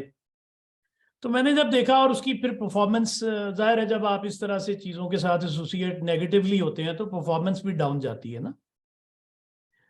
तो उसके जो भी रिजल्ट्स आए वो बुरे थे। उसको मैंने कहा बेटा आप ऐसे करो कि आप ना अपनी चॉइस एक्सरसाइज करो। आपको यूनिवर्सिटी अच्छी नहीं लगती, क्लास भी अच्छी नहीं लगती, बिल्कुल ठीक है, आप इस पे ना क्लैरिटी लाओ और एक अच्छी सी तकरीर करो ना, डिसीजन करके जो भी है अपना गुस्सा निकालो, यूनिवर्सिटी छोड़ दो। तो उसने ऐसे ही किया, उसने एक हफ्ता लिया, उसके बाद उसने डिसीजन किया, उसने क्लास में बड़ी उम्दा तकरीर की और उसने यूनिवर्सिटी छोड़ दी। और उसके बाद उसने वही जो 4 साल में करना था वो 2 साल में किया और जिंदगी आगे चलती रही। तो उसका बाद में भी वो जो फीडबैक था ना इस पे, वो डिसीजन करना जो आपको एनर्जी देता है वो काफी बेहतर था। मतलब बजाय इसके कि अगर आप रिकनसाइल कर ही नहीं पा रहे किसी सिचुएशन के साथ, किसी कॉन्टेक्स्ट में, तो भाई क्या जरूरत है फिर उसको गिले शिकवे भी करते रहें और उनको भी नेगेटिविटी आप इंड्यूस करते रहें कि आप मुझसे घटिया हो, आप अच्छे नहीं हो। तो ठीक है, पर आप डिसीजन कर लें, अपनी चॉइस करें, वो आपके लिए भी अच्छा है और शायद उनके लिए भी अच्छा है। वो क्लास भी बाद में बड़ी कंफर्टेबल होगी क्योंकि एक बताने वाला जो उनको कि आप सारे बड़े घटिया हो, तो वो चला गया और उसने अपनी चॉइस कर ली और उन्होंने अपना जो था पीसफुली जो भी वो कर सकते थे वो कर लिया। तो मेरे ख्याल में तो ये बेहतर है कि अगर आप नहीं रिकनसाइल कर सकते तो ठीक है, फिर आप अपनी चॉइस एक्सरसाइज करें या फिर उसको रिकनसाइल कर लें। तो बहरहाल आखिरी सवाल है डॉक्टर साहब, आपने जाना भी है और वक्त भी बाय चांस हमारा उतना ही हो गया जो ऑफिशियली हम जितना टाइम लगाते हैं इस पे। इसके बाद जो दोस्त कंटिन्यू रखना चाहें डिस्कशन को अनऑफिशियली वो जारी रख सकते हैं। आयशा हबीब का कोई कमेंट या क्वेश्चन है? जी Ayesha. Well, thank you so much, sir, giving me another chance. Well, I hope my question is not offensive, but it is very close to reality. जो मैंने सुना है कि जैसे आप साइकोलॉजिस्ट के पास जाते हैं तो obviously there is some time constraint, एक सेशन का टाइम होता है 1 घंटे 2 घंटे जिस तरह भी है। तो I just wanted to know because I have heard, मेरे जितने भी फ्रेंड्स हैं उन्होंने बताया कि बस सेशन खत्म होता है तो you just have to disconnect with that person. तो आप पॉजिटिवली उसको कैसे डील करती हैं? Because at that time patient को फील होता है कि ये एक मशीन चल रही है which just makes me feel that I'm disconnected with it. It's not a human being who is listening to me. तो जब सेशन एंड होता है तो पेशेंट को किस तरीके से एक पॉजिटिव फीडबैक के साथ भेजा जाता है? Like what is the protocol which you are following? I hope it is not offensive. No, it's not. I think we all need to be free to ask questions, because अगर हम questions नहीं पूछेंगे तो हमारा knowledge expand कैसे होगा।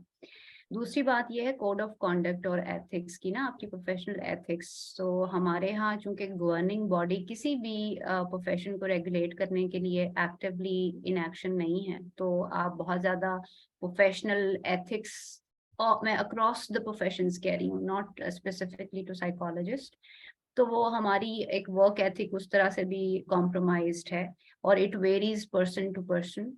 जो मेरा चूंकि थोड़ा सा एक नॉन मुस्लिम कम्युनिटी के साथ भी बहुत वर्किंग एक्सपीरियंस है, तो शायद मैंने उन लोगों से सीखा है, जिसकी वजह से शायद कॉन्शियसनेस या बाज़मीर होना सबसे बड़ा मेरिट है। तो अगर आपने चार्ज 45 मिनट्स का किया है और आपने एक इंटेंशन सेट की एक सेशन की कि आज हम इसके ऊपर बात करेंगे, तो जब तक वो नेचुरली अपने कंक्लूजन पे नहीं आता, तो आई फाइंड इट अनएथिकल कि आप उसको डिसरप्ट करके तो कहें जी आपका टाइम पूरा हो गया और अब आप जा सकते हैं। तो अगर इसी तरह ओपन हार्ट सर्जरी आप कर रहे हैं, तो आप आधे रास्ते में क्योंकि घंटा हो गया तो आप छोड़ तो नहीं सकते ना, you need to actually close the issue. और उसका प्रोटोकॉल जनरली ये होता है कि ना सिर्फ हम एक्सप्रेशन को क्लोज करते हैं, बल्कि हम जो भी कॉन्वर्सेशन हुई होती है उसको समराइज करके, टेक अवे को नीटन अप करके, उनको नोट्स बना के या 1-2 पॉइंट्स उनको लिखवा के भेजते हैं। फिर बाद में भी पूछते हैं कि is there anything else that you want to share, and जब वो there is like 1 minute silence, तो उसके बाद, this is my practice, I am speaking from my own personal work ethic, मुझे नहीं पता बाकी जो आप मेरे फेलो कॉलीग्स हैं उनका क्या डिमीनर है, but I am responsible and entitled to my opinion. Oh, thank you so much, ma'am. I really expect the same behavior from all the psychologists, ताकि हम सबके लिए easy हो, जब भी हम किसी confusion में हैं तो हम उनको consult कर सकें। Thank you so much. अच्छा डॉक्टर साहब, कोई और सवाल तो नहीं मुझे लग रहा। तो मुझे एक बात बताइए, जो आपका एक्सपीरियंस है फील्ड में काम करने का, मैं कुछ नौजवान जो स्टूडेंट्स हैं उनके साथ कुछ क्लोजली कुछ इंटरेक्शन कर रहा हूँ। मुझे ये लगता है कि हमें काफ़ी ज़रूरत है कि हमारे एजुकेशनल इंस्टीट्यूशंस में बाकायदा इसका ना कोई इंस्टीट्यूशनल अरेंजमेंट हो। जो साइकोलॉजिस्ट हैं, बच्चों को बड़ी ज़रूरत है काउंसलिंग की। जी तो बिल्कुल। आपकी क्या ऑब्जर्वेशंस हैं? मुझे दूसरा थोड़ा सा मैं इसमें ऐड करूं, मुझे बल्कि ये लगा है कि जो हमारा है ना कि लर्निंग जो है, लर्निंग से ज़्यादा जो एटीट्यूड है टुवर्ड्स लर्निंग, वो ज़्यादा इम्पोर्टेंट है। अब अगर एक स्टूडेंट जो है वो साइकोलॉजिकली, इमोशनली वो लर्निंग की तरफ आ ही नहीं पा रहा, तो उससे जो करिकुलम हमने फॉलो करना है वो कैसे करेंगे? वो पॉसिबल ही नहीं है। I think it's more to do with school education. जो पहले 10 साल हैं जी, वो ज्यादा फाउंडेशनल हैं, और वहां पर साइकोलॉजिस्ट का, साइकाइट्रिस्ट का बाकायदा इंतजाम होना चाहिए, और वही आपकी एक बेडरॉक होती है जिसपे आपका लर्निंग एटीट्यूड डेवलप होता है। तो बाय द टाइम यूनिवर्सिटीज में हम लोग जब मिलते हैं लोगों को, तो the damage is already done, और उस डैमेज को अनडन करना, I think sometimes it's a far fetched cry, तो वो भी ठीक नहीं है। यस, एज एन ऑप्शन होनी तो चाहिए, लेकिन मेरा ख्याल है कि 19 साल के बाद हमारी मेंटल हेल्थ हमारी अपनी जिम्मेदारी है, वो किसी यूनिवर्सिटी की और किसी ऑर्गेनाइजेशन की जिम्मेदारी नहीं है। आप अगर 19 साल से बड़े हैं, तो आप अगर आपका पढ़ाई में दिल नहीं लगता, काम में दिल नहीं लगता, आपके रिश्ते खराब हो रहे हैं, तो ये आपके लिए हाई टाइम है कि आप अपने लिए बेहतर थेरेपी का इंतजाम करें, अपने आप को ठीक करें। अब नीचे अगर हम आ जाएं, तो 19 साल से पहले जो हमारी स्कूलिंग है 16-17 साल तक, वहां पर हमारी कल्चरल और ऑब्वियसली अगेन आपका जो सोशल कॉन्टेक्स्ट है कि अगर आप एलीट क्लास में भी, एलीट एजुकेशनल अदारे में भी पढ़ रहे हैं, तो वहां पे भी कोई इंतजाम अच्छे नहीं है। तो फिर आप गवर्नमेंट में अगर पढ़ रहे हैं, तो वहां तो फिर बहुत ही हालात जो है वो कमजोर हैं। तो मेरा टीचर्स का, या जो आप लोग भी जिस जिस जगह पर आप लोग इम्पैक्ट क्रिएट करते हैं, अपने इर्द गिर्द लोगों के साथ एम्पैथी का मुजाहरा करें। हमारे इर्द गिर्द लोग जो हैं वो सफर कर रहे होते हैं साइलेंटली, तो अगर हमारा सिस्टम नहीं उतना रिफाइंड, लेकिन हम तो रिफाइंड हैं, क्यों ना हम एक दूसरे के लिए वो कुशन बने। हम एक एनजीओ के साथ कोलैबोरेट कर रहे हैं आई एम लिसनिंग के नाम से। आई एम लिसनिंग क्या है जी, आप सिर्फ उनको सुने, आपने उन्हें कोई मशवरा नहीं देना, आपने उन्हें कोई उनके लिए रॉकेट साइंस आंसर नहीं देना, आप सिर्फ उनको शोल्डर दें कि वो आपको एक्सेस कर सकते हैं। 30 मिनट 15 मिनट आप उनकी जो भी तकलीफ है उनको सुन लें और उन्हें कहें कि I am there for you, I understand you, I understand you. ये लफ्ज अगर आप सीख जाएं कि आई अंडरस्टैंड यू, हम सारे इमोशनली चाहते हैं कि हमें कोई समझे। तो जब आप किसी भी तकलीफ में, इंसान जो स्ट्रेस में होगा, उसको ये कहेंगे कि I understand you, I am there for you, तो उसकी आधी मुश्किल खत्म हो गई, आधी का वो खुद सोल्यूशन ढूंढ लेगा। So this is pretty much my. नहीं, बिल्कुल आप ठीक कह रही हैं। वो इसी तरह की एक एक्सरसाइज है जो मैं कर रहा हूँ यूनिवर्सिटी में स्टूडेंट्स के साथ, लेकिन मुझे वो करने की वजह भी यही बनी थी कि मतलब स्टूडेंट अगर अटेंटिव नहीं है, वो अवेलेबल ही नहीं है, तो उसका इशू क्या है। तो जब मैंने समझने की कोशिश की तो उनको सुना, तो उससे पता चला कि भाई उनके तो और इश्यूज हैं। अब ये जो स्कूल लेवल की आप बात कर रही हैं, तो स्कूल में भी ये नहीं है। अब ये है कि जो फीड आपके पास आती है वो इन्हीं चीज़ों को साथ लेके आती है, और फिर वो क्या करें, मतलब वहाँ पे अब टीचर्स के अपने मसाइल हैं। मतलब जो रेशो है स्टूडेंट टीचर रेशो, वो इतनी डिस्टर्ब्ड है कि टीचर्स जो हैं वो इतनी अटेंशन किसी भी क्लास को या ग्रुप को या इंडिविजुअल्स को वो नहीं दे पाते। और उसका नतीजा ये है कि एक रिचुअल है तालीम का, कि रस्म है जो हम पूरी कर रहे हैं, वो हो रही है रूटीन में, सब्सटेंस उसकी कुछ नहीं है उसमें। बेसिक काम जो है पर्सनालिटी डेवलपमेंट का, वो भी नहीं होता उसमें। सारे प्रोसेस के बाद स्टूडेंट को ये नहीं पता चलता, हम भी उसकी हेल्प नहीं कर पाते कि भाई आपकी स्ट्रेंथ क्या है, आप उस पे किस पे बिल्ड करोगे, जो आपकी वीकनेसेस हैं उसको कैसे आप एड्रेस करोगे, कैसे हैंडल करोगे। तो इस सेंस में सिवाय इसके जो आपने बात की और अपने लेवल पे ये मैं करने की कोशिश कर रहा हूँ, लेकिन बियॉन्ड दैट ये स्केल बहुत बड़ा है, उसमें कैसे होगा, नोबडी नोज कि इतने बड़े स्केल पे आप पूरी यूथ जो है उसको कैसे, आप उनके मसाइल जो हैं उसको आप कैसे एड्रेस करेंगे। Every action matters. शाहिद साहब, जब हम पूरी पिक्चर देखते हैं तो पिक्चर तो बड़ी ब्लीक नजर आती है और उसमें हम डिसअपॉइंटेड हो जाते हैं। तो मैं चाहती हूँ कि मैं सेशन एक उम्मीद के साथ छोड़ूं कि अगर आप 30 लोग हैं, हमने ये जर्नी उठाया है या ये फैसला किया कि हम सेल्फ अवेयर हो रहे हैं, और वो 30 लोग जो इस वक्त सो रहे होंगे या सोशल मीडिया सर्फ कर रहे होंगे, उनका तो ये फैसला नहीं है, तो इसका मतलब है हमने ही ज्यादा देना है। एंड हमें उसके ऊपर हम कोई फेवर नहीं कर रहे। This is our job to look for our fellow human beings. और जहां जहां अपनी अपनी कैपेसिटी में एक बंदा ईदी अगर इतना बड़ा नाम पैदा कर सकता है, तो हमें को बहुत ज्यादा लोग नहीं चाहिए कि जो चेंज करें। एक बंदा भी काफी है अगर वो मुखलिसाना तौर पर अपना काम करे।